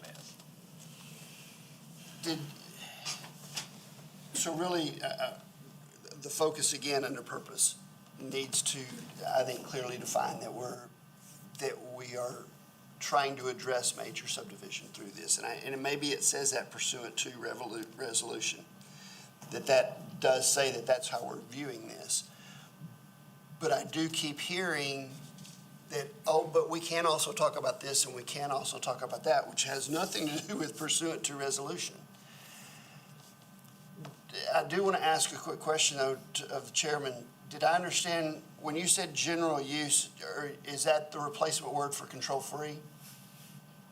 And did I hear you say that there is discussion that control-free could be changed to 1 home per acre minimum and then require a developer to come and ask for a zoning change?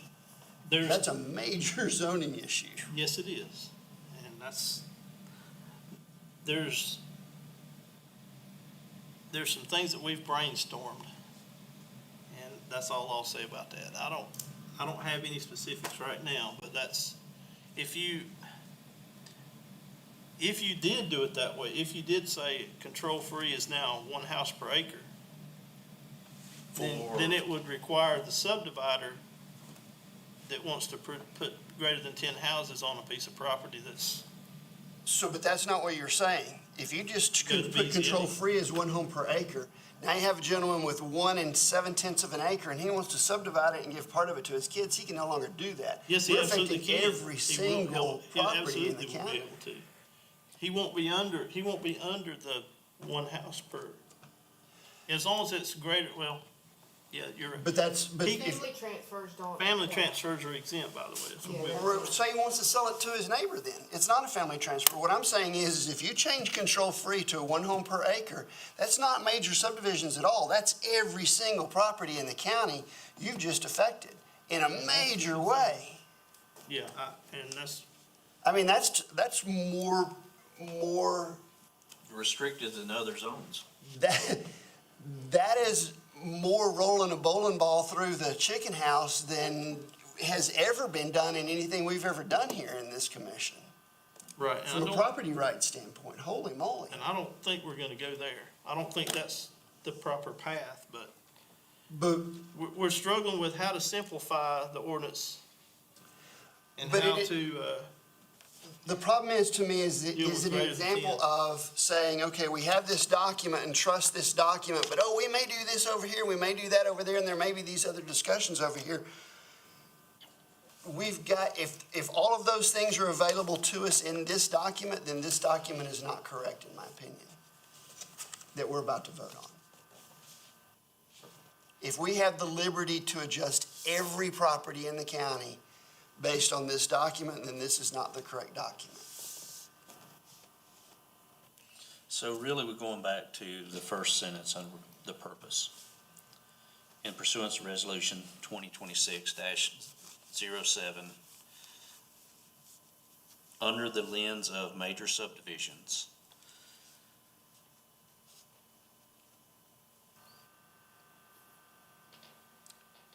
Couldn't we just add a statement that says pursuant to 2020, Resolution 2026-07, which is the moratorium, Oconee County shall undertake a coordinated review of chapters 26, 32, and 38 of the Oconee County ordinances as related to, development provisions?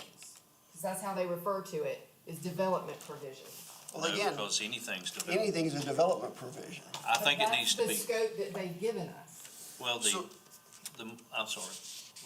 So are they've, never mind, go ahead. So that's the resolution they've given you. But the moratorium, the resolution came from the moratorium. The moratorium's for major subdivisions. So pursuant to Resolution 2026-07, under the lens of major subdivisions, and then we need to put something in there with the intent or the sole focus on major subdivisions. Help me out, David. And may affect other property classes only if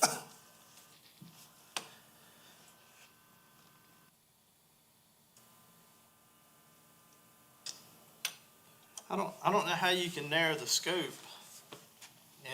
and only if it's a byproduct of the changes of the major subdivisions. right, but like I say, In other words, depending on how we choose to regulate large subdivision development, it could impact the front end of other stuff. only if it's the byproduct. And I just threw out an example of, hey, what if we decided to make general use very restrictive and force them to zone into whatever it was they want to develop? We're In gonna other words, relive develop 2006. You know, and that's just an example of how it could affect the front end. Right, but that would be That a example shouldn't byproduct. even be able to be possible based on the document that I'm willing to vote for. Right. But I guess what I'm trying to get across to everyone that's gonna be involved in this venture, the different departments and all, your sole scope should be dealing with major subdivisions. Now, there may be some things that come out of that that may conflict other areas, but they should only be a byproduct of you dealing with major subdivisions, and then we can view those issues and decide how can we curtail those so that they don't affect them, or if there's no other way we can deal with it. But it should not be the sole focus of just opening everything up and just diving into everything. We've got to make sure that this document, this scope, is clearly a scope. Because right now it's not. It's opening everything up with the hopes that we're gonna get major subdivisions knocked out. Let's take a few minutes and try to figure out how we envision regulating large subdivisions, if that's what we choose to do. How do we regulate? Me personally, quick deal would be, say, to reduce from 50-acre self-zoning to 20-acre self-zoning. And we've talked about that, haven't we? It then allows people to have more resources there. Then we've got an Ag 5. I don't know if we have an Ag 10, but we could put those things, if we don't, we could put that in place. We could also do some self-zoning into a one home per acre or whatever. But to allow that self-zoning, if you want to restrict your property, that's great and wonderful. And it's a great solution because it then makes, especially if you can get your neighbors to do it. Because I'm not worried about me, I'm worried about my neighbor. And that's the way everybody is. They're not worried about what they're going to do because they know what they're going to do. They're not going to do anything. But they're worried that the neighbor's going to sell and a big development's going to come next door. And I do agree with the 50 acre to 20 acre thing, because it's really hard to get 50 acres worth of people now together to agree on the same thing. I don't, because there's another avenue they can use. They could do deed restrictions. You and your neighbor could get together and do deed restrictions. I think the 50 acre needs to stand there. If not, you're gonna have a lot of different zoning classes in one given area. If it's anything less than 50, I think that you and your neighbors should get together and do deed restrictions. Which Zoning is, classification allows for a mapping element that deed restriction does not. right. Deed restrictions also are expensive. Right, but they're actually a better protection. A deed restriction is a better protection, and it's a way to do it, but it's less visual, it's less, I can't get a quick glance to see where things look from a deed restriction standpoint. That's why the zoning element, because it can give you a zoning map. Now, 20 acres is not big on an Oconee County zoning map, and maybe that's the problem. But I do like the idea of reducing the acreage. So if we reduce the acreage, what is it, I'm not against what you're proposing. What is it gonna gain us? Because right now, we have the ability to self-zone in the control-free / general use areas, zoning. And yet But people aren't nobody- taking advantage of it. Nobody's taking advantage of it. So is it just another something we muddy in the water with complexity? More than likely so. And to be honest, the reason we're having this discussion is because people don't want to actually use the resources that are available. And if we go to something like you're talking about, which hopefully we don't, then somebody with 20 acres can zone into another zoning class that would allow for a higher density building in a community. So that is the downside of lessening that amount of acreage required for self-zoning. Rezonings do allow for, because they come before planning commission, rezonings do. So it allows y'all to review and the council to review. So it also allows a public hearing, just to put that out there. Right, but I'm saying it's going with the lesser amount. What she's saying is that public hearing does allow that commercial element to be restricted a little bit, that development, if they're creating what you said and say, I want to, 4 homes per acre as opposed to what we're envisioning as a lesser home per acre. it does have a public hearing associated with it. It does, so then you end up, I just see that being problematic, because how are you going to deny one and approve the next? Well, so right now, the issue is a developer can work within an owner, buy up X amount of acreage, work within the guidelines that we currently have in place, and do something without the public ever being aware of it. Correct. And the public is saying, but we want to have a say. One thing they don't understand is we are not a thumbs up or thumbs down organization. We don't give approvals or denials. We say, are you following the rules? Correct. That would, by doing a reduction of from 50 to 20, if somebody did want to self-zone and they zoned into a higher density, that does require a public hearing, and then you're right, we then become a thumbs up or thumbs down organization, and is that what people want? It still has to go before council. It goes to y'all make the approval, make the The recommendation to council. Council votes on it. But it means council then has to be a thumbs up or thumbs down organization. Yeah, right. And those are the things we see happening over in Clemson and things like that.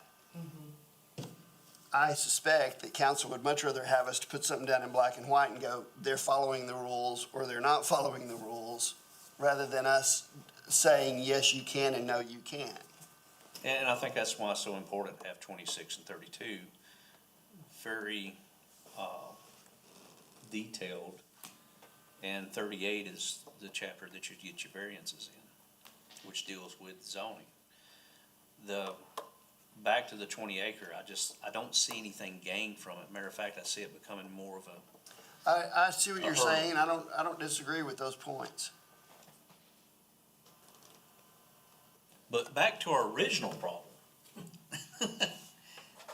How do we create the scope so it clearly defines that our goal is to focus on major subdivisions? And let me add to that, because I want to say something to Mr. Nix. The conversation that you're having from a control-free that you threw out there is just an example of the 1 home per acre, set control-free for 1 home per acre, and then make somebody come and rezone that category to a higher density. I'm not saying that that's an impossible solution for me. If the cause is to work from the scope of major subdivision and out, but to give us the opportunity to work on those as specifics over here is where I have a problem. In other words, I don't want to deal with control-free unless the focus is on major subdivision. Does that make sense?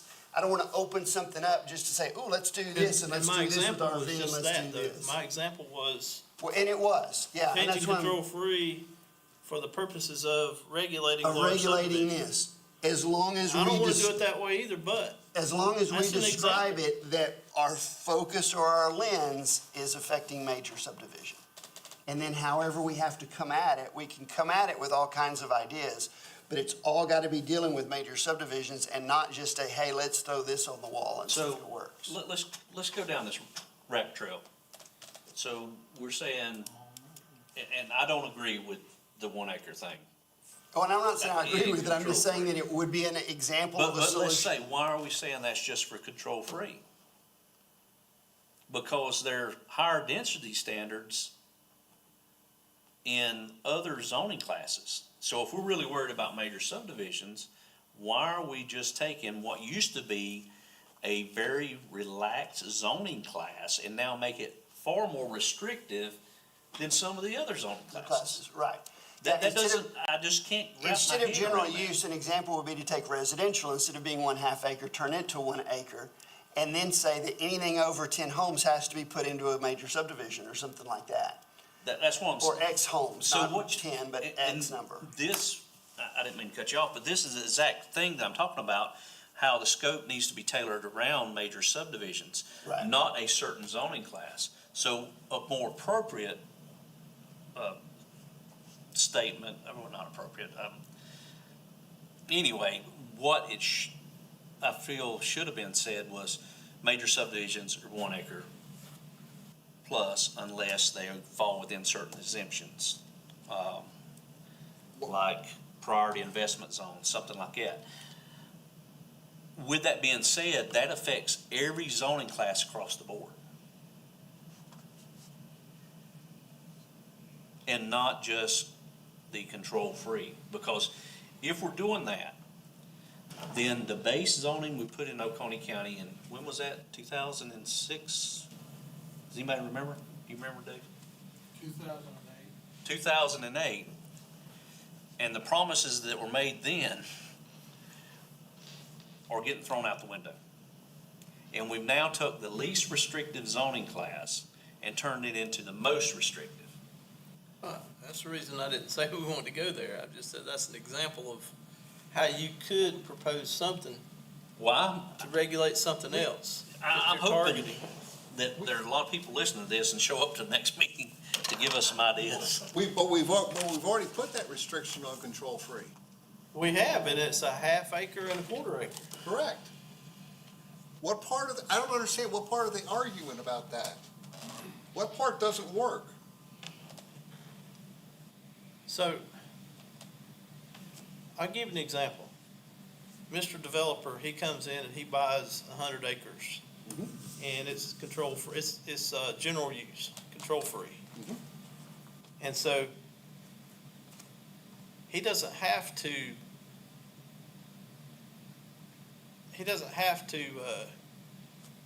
go through a whole lot of hoops. He doesn't have to rezone it or anything, right? Do we want him to rezone it? Do we want him to go through the rezoning process so that we have an approval and a review process?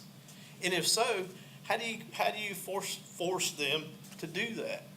Well, you force them by making what they buy so restrictive that they want to zone to something less restrictive, like a residential, which is a quarter and a half.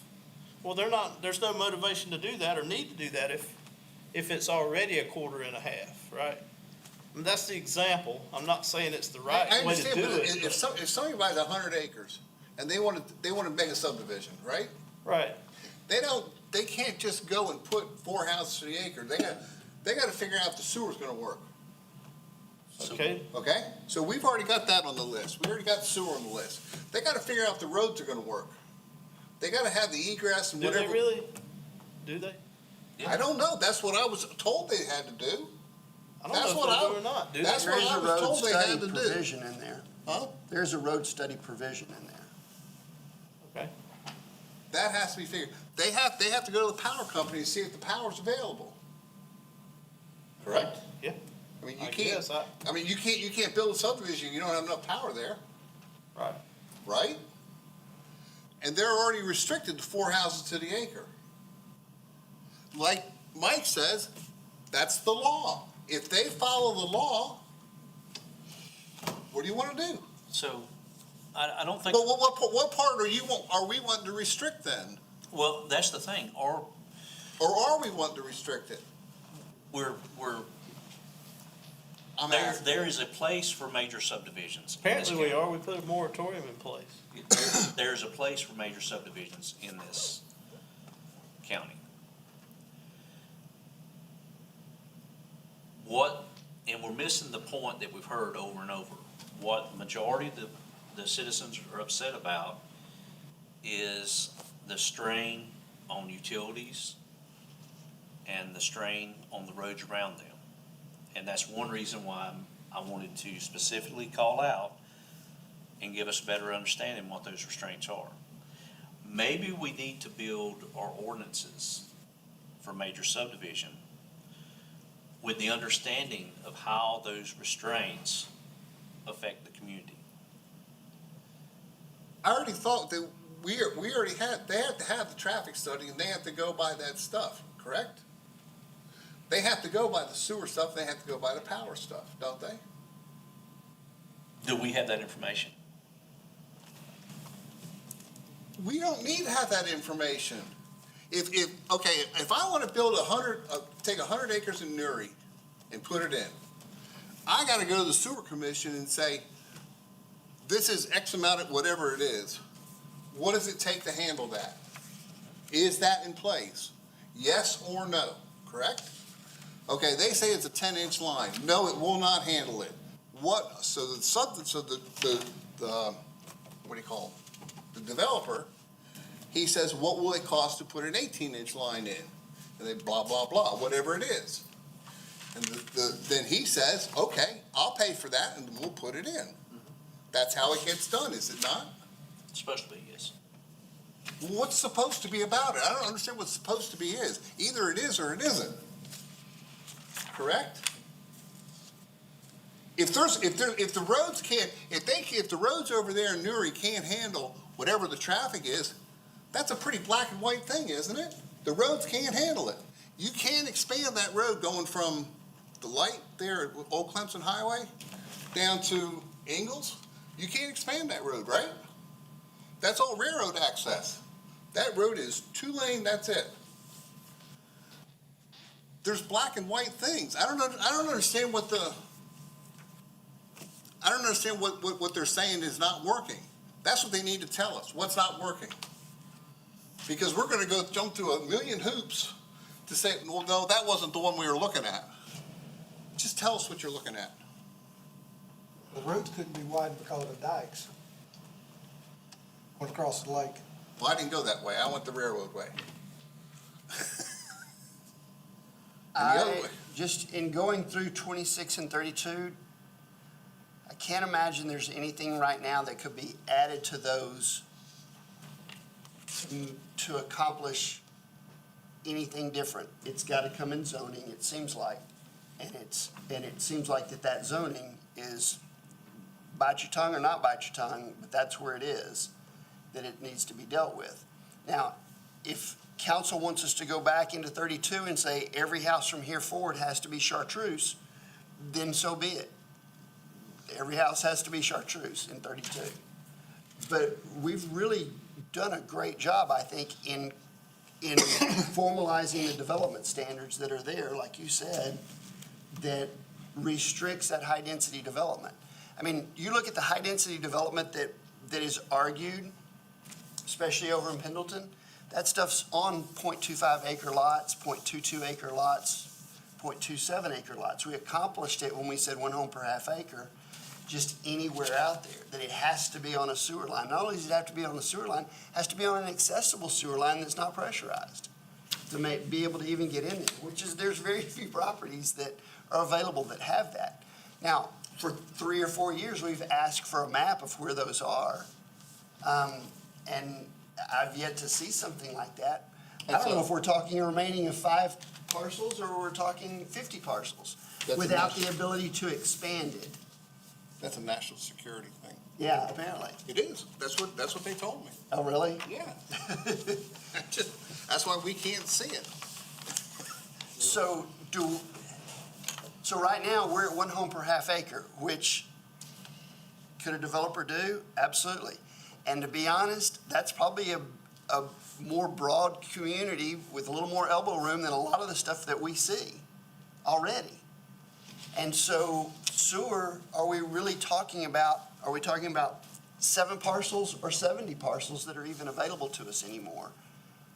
So the other question is, we're approaching this as if the major subdivisions are only a problem within the control-free / general use zone.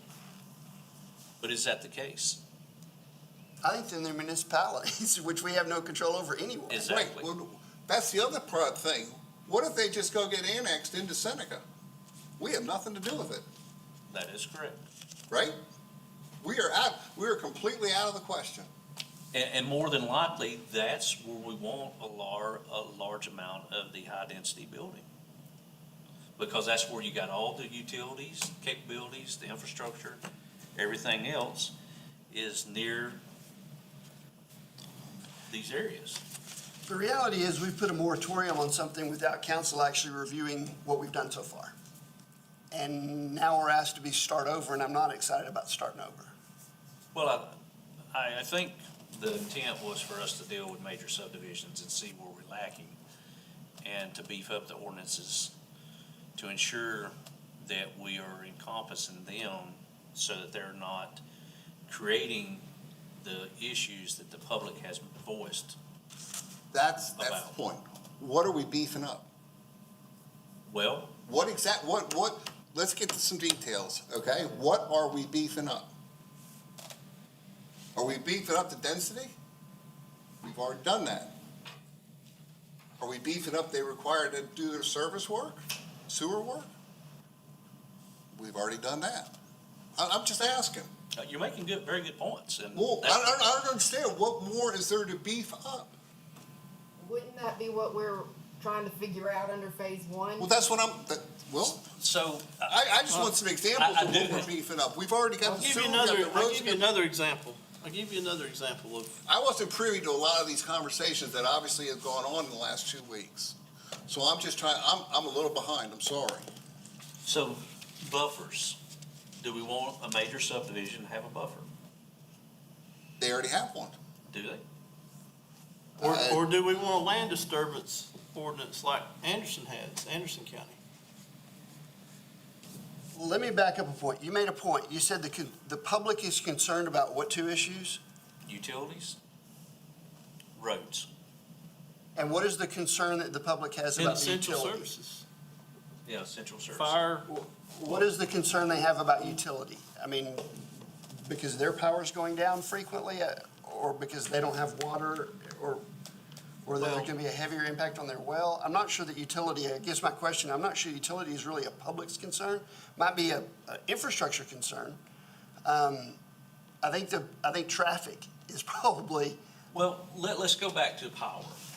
So, as the power usage goes up, the supply goes up, our demand goes up, the supply is limited, therefore the cost has to go up to be able to afford to build additional reserves, all right? So us thinking that utility or power is, we have enough for everyone is not a true statement. It's limited. so it's a cost factor for the consumer. So it's a cost factor for the consumer on that. And really, I don't know about the sewer, whether that is passed on. I'm sure the people that's outside of these municipalities that get the water from there, and I've heard from them before, they feel like they're flipping a large majority of the bill because their bill is higher to cover the maintenance and all.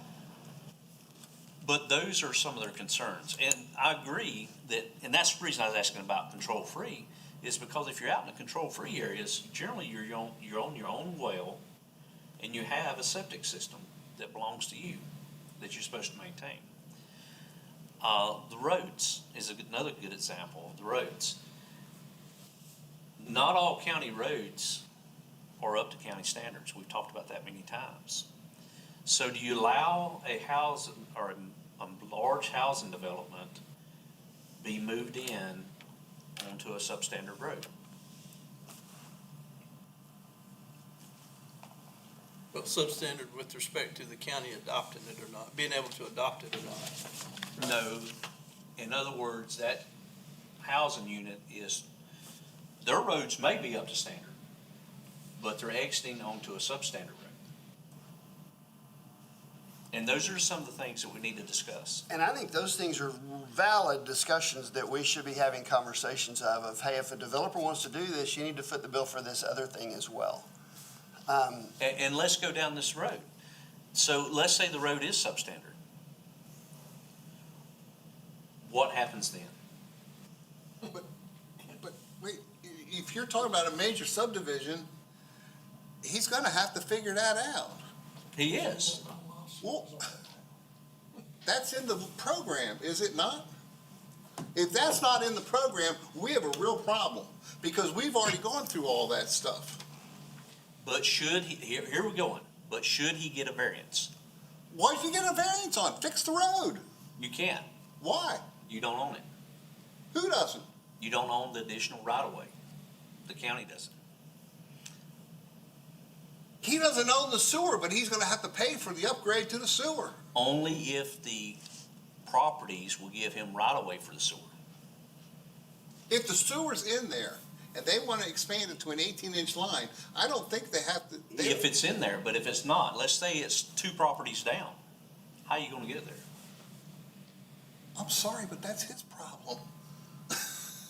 So therefore, He has to pay for therefore, it. the large subdivision shall be denied unless there's other alternatives, which they would be. In the sewer situation, you can do a septic If a system. guy's Well, talking about a multi-million, In a sewer situation, if you couldn't get those rights, the developer goes away, it doesn't get built there because you're right, he has to have right-of-way access. And it really doesn't affect the public, but the road situation greatly affects the public. If because- they're offloading onto a road that is substandard, Correct. then there needs to be an upgrade to that standard. Now, the question is that you just had an additional 100 homes added to a tax base. Infrastructure, does that tax basis give cause to improve that road, or do you get something from the developer on the front end? But see, what you run into is if the developer knows that he can force the improvement of that road and take that additional right of way, then what's to stop him from building back there on that very rural section of the property? So your proposal then goes. No, I'm just throwing out Yeah. scenarios. I think Mr. Markovich wanted to say something. I'd like to You wanna make a motion? make a motion, allow Mr. Markovich to come I'll forward. second that. All in favor? Aye. Aye. Be very quick about this. Anything over, that causes an increase of 10 units, or it causes a road to need to be upgraded, a county road, okay? County doesn't have any say in state roads, period, nothing. Correct. But on county roads, if it's gonna cause, if you have to do a study, and if it's gonna cause an upgrade, and the developer has to pay for it, it's just that simple. It's And already he's in gonna- there? It's already in law, yeah. I mean, that was the essence of my lawsuit against the county. So, And so, I mean, that was an agreement that we came to. And so that's already in code. That's- so my question is, if the road upgrade requires additional right-of-way, He's gotta figure that into it, and he pays for it. but how does he get it if the right-of-way is denied? He's not gonna develop that piece of property. Okay. That's all there is to it. As part of the And that's- decision-making process, he's gonna make sure he can build the road first. So, but what establishes if that road needs upgrade or not? And how do we know that? Because we don't even know which roads are standard or not. It's based on trips per day. And Trips per the day. size of the road, and, yeah, all that's all written into it. It's already in code. Well, I understand it's in there, but the reason I'm bringing this up is because it is on trips per day, I understand that, and it's supposed to be the size of the road. But I've run into this several times where just because the county's been maintaining it, they assume they have this right of way, but once they go back and they start doing the research, all they got is an easement. And they've been authorizing under the belief that they have right of way. That's their lawyer. That's a legal distinction, and That's it their goes lawyer. back to when the state took all these roads that were considered county roads. They were actually, all the roads used to be state roads. Yep, And 18 they took foot. a certain amount of these roads and told the county, here, they're yours. And but up until that point in time, all those roads were just easements, because the state roads you own to the center of the line, well, not all roads. Highway 130 is a perfect example. I'm on Highway 130. None of Highway 130 is on my property at all. It's all on railroad property. So, anyway, so there's things but, yeah, I mean, all the roads, when they were state roads, were just easements. That's all they ever were. But the county roads are different. Once Mr. Markovich is done. Okay, I thought you had a question. No. I've got a question. How about the impact on these roads? Like if you're developing 100 acres, okay, you've got log trucks, you've got dump trucks going up and down a county road. The impact on these roads, who pays for that? It ends up being, I mean, it's already a public road, okay? Right. And so, I mean, the county has and is there gonna be more impact? Yeah. But now, if he's having to upgrade that road as it is, in other words, it wasn't substantial, basically, the law is saying if it's already, if it's 10 units or less, then the road should already be adequate to handle it. But if it's more, then he's gonna have to upgrade that road. And then when he upgrades that road, that whole road's gonna get rebuilt anyway. So it should be able to, handle that new capacity. It would have to. That's just gonna be a part of it. I just think we need that information up front. We need to understand which roads have only an easement, which ones have right-of-way, and which ones have adequate right-of-way to be conforming to the county But standards. the county doesn't even know. But that doesn't matter. It does matter. Why? If the road cannot handle what it does, the guy's gotta pay for it. The road's gonna get upgraded. Only if he can get right-of-way. Well, that's his problem. If he can't get the right of way, it's a done deal. It's not his problem, because if there's not a clear, defined, this road can be upgraded, this road cannot, and someone makes a assumption, then Then the subdivision doesn't happen. it's Okay. in. I'm gonna make a point of order here. So I allowed this discussion to happen so we could understand why the scope is not, even though we want to limit the scope to the addressing of large subdivisions and development. The discussion involves a lot of different aspects of all three of these ordinances. Correct. So I want to bring us back to the purpose, section 1 of this document. And I want us to agree on, figure out how to come up with a statement that we can agree on to define the scope of this review as it pertains to large subdivisions. Impact. That's the biggest thing, is impact. Yeah, it is. And who's gonna pay for it? So we have a motion. The consumer. We have a motion on the table to direct staff to revise the purpose statement to limit the scope of the review of all this stuff to large subdivision development and whatever it impacts. And are we being asked to vote on this before we see it?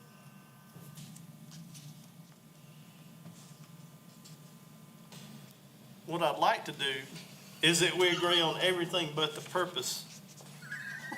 And then we let her put the purpose in, and then we come back and figure, I don't know, Rick, we may have to call another meeting, I would rather have a second meeting and see the document. all right? Perfect. Do we have time? We have to submit this to council in July, so how do we, July 1st is when we're supposed to submit, so how do we time and work out a meeting? What works for y'all, if that's what we have to do? Second meeting. Do we have a meeting next week? Next week's the 22nd. Can I'm we not available. fix the verbiage? I'm available. I'm available. Let's take a short recess. Let her come up with verbiage? Come up with the verbiage. Let me, All right, let me say one more thing, if I may, just really quick. Only because when we talk about, we listen to consumers talk about their concerns in the county. Traffic is hideous. We heard somebody talk about how they couldn't get in the emergency room at the hospital. Sometimes it's not something in our ordinances that we need to be fixing. One, people need to understand that we have, 8 grocery stores in this county, and 7 of them are on Highway 123. There needs to be an understanding that I have yet to go anywhere in the county where I couldn't drive the speed limit, so there's really not traffic, with the exception of 123, where I'm 50 cars deep at a traffic light and very frustrated of the development in our area. But it is the only corridor running east and west through the county. And all of the grocery stores are on there, and all of the businesses are on there, and that part of it is just an event. There are times where maybe we need to be designing a different traffic light as a county, pushing DOT to say, we need to move that intersection up 200 feet. I'd proposed years ago that I said, there's gonna be a development on South Cove Road at some point. There's still a lot of land back there. We should be buying this land right here and going directly through the light at South Cove and getting down and moving that intersection. And nobody was interested in doing something like that. But maybe those are the things the county should be focused on, as well as this with regard to controlling traffic, controlling some of the frustrations that we're actually dealing with. It was just an added conversation. And with the understanding, as we grow, things are not gonna be like they were. I mean, They're not, no. In I the- mean, look at the traffic light at Ingalls and Publix. I mean, we worked for years with the DOT to say, re-engineer the timing on that light so that we can get more traffic off of there. And DOT actually finally did that. Now, we've gained more traffic since then. But there are things that you can do to affect traffic that aren't going to show up in our ordinances, but do affect the public's perception of what's frustrating them. and but we are limited. Thank goodness the government cannot fix all of our problems. So, just conversation, but I would love to see. You know where developers go? You know where they buy property? Develop large subdivisions? You tell me, where do they go? If they got county A and county B, and this county's a pain in the butt, and this county's a pain in the butt, and then you got this county sandwiched between them that has nothing to control it, or very loose rules, where do they Loose go? rules definitely help that, but they still have to have the infrastructure to make it happen, and they still have to have a seller. Again, if we didn't have sellers, we wouldn't have the development. Right. And the seller is the individual who is putting their grandkids through school, or they invested in it years ago rather than the stock market, or whatever it is, and we're stepping on their rights is what we're doing when we do all this. Appreciate you saying that, because people need to hear it. Even though I'm being devil's advocate. We have the potential to make them land poor. They may have the acreage, but they can't sell it. Now, all that said, I would love for somebody to find the gate and close it, personally. But at the same time, that's not what I think our true role is. And I agree with you. Our role is, we know the development's gonna come. What does that development look like? How do we ensure that it's least impactful on the neighboring properties? And you would do that without stepping on anybody's You can't have rights. them, you can't have them both. You can't have How do you low-cost know? housing and And least when- impact on your neighbor. You gotta pick, or you gotta You sell can't have some. what? You gotta pick. You can't have one and the other. I think you can You if can't have low-cost housing if you I don't think you can have further low-cost restrict housing your anyway. ordinances. I think you can have workforce housing if you put it in an area that accommodates it. That's what I'm stating. But having these large, But you know how, tract-style you know how, homes. you know how most people, well, actually, you know how most First places to address the development push of subdivisions and developments to occur in certain locations, you know how they do that? You don't wanna hear that Address word. with the focus of addressing. You don't wanna hear that You're word. gonna say the stick, but I'm saying we can Add do that it and with a make that carrot. motion. Then why doesn't it work other places? Why Because does everybody else use sticks and we don't, and we think we can only government use a carrot? itself is sometimes heavier handed than they should be. I think incentives is the way to be. she's falling asleep. Hang in All there. right. We've Make got a motion. we've got incentives out there now and they don't work. People don't use them. David, Have you come up with something? My idea was, look at, paragraph 2, and add in that area, the purpose of this effort is to evaluate existing regulations as applicable to major subdivisions. Because that limits the area. Identify area, and then say, continue with the rest, but the purpose of this effort is to evaluate existing regulations as applicable to major subdivisions. That's what y'all are wanting to focus on based on the moratorium, correct? So does that, by stating it there, we do know that it is gonna, if you change a definition here, you're gonna have to fix it there, those kinds of things. So we know that's gonna happen. But it does limit the scope to focus overall just by adding those two words in that area. Would y'all agree with that? Do you feel like it limits, Mike, do you feel like that limits where you're concerned? Say it one more time, and I was still watching what his writing was as well. I got a lot more words than she does, so I like what, Well, we were talking about trying to make it very clear and specific, is what I was Yep. thinking. So tell me, Add those two words again, right, so in second paragraph, the purpose of this effort is to evaluate existing regulations as applicable to major subdivisions.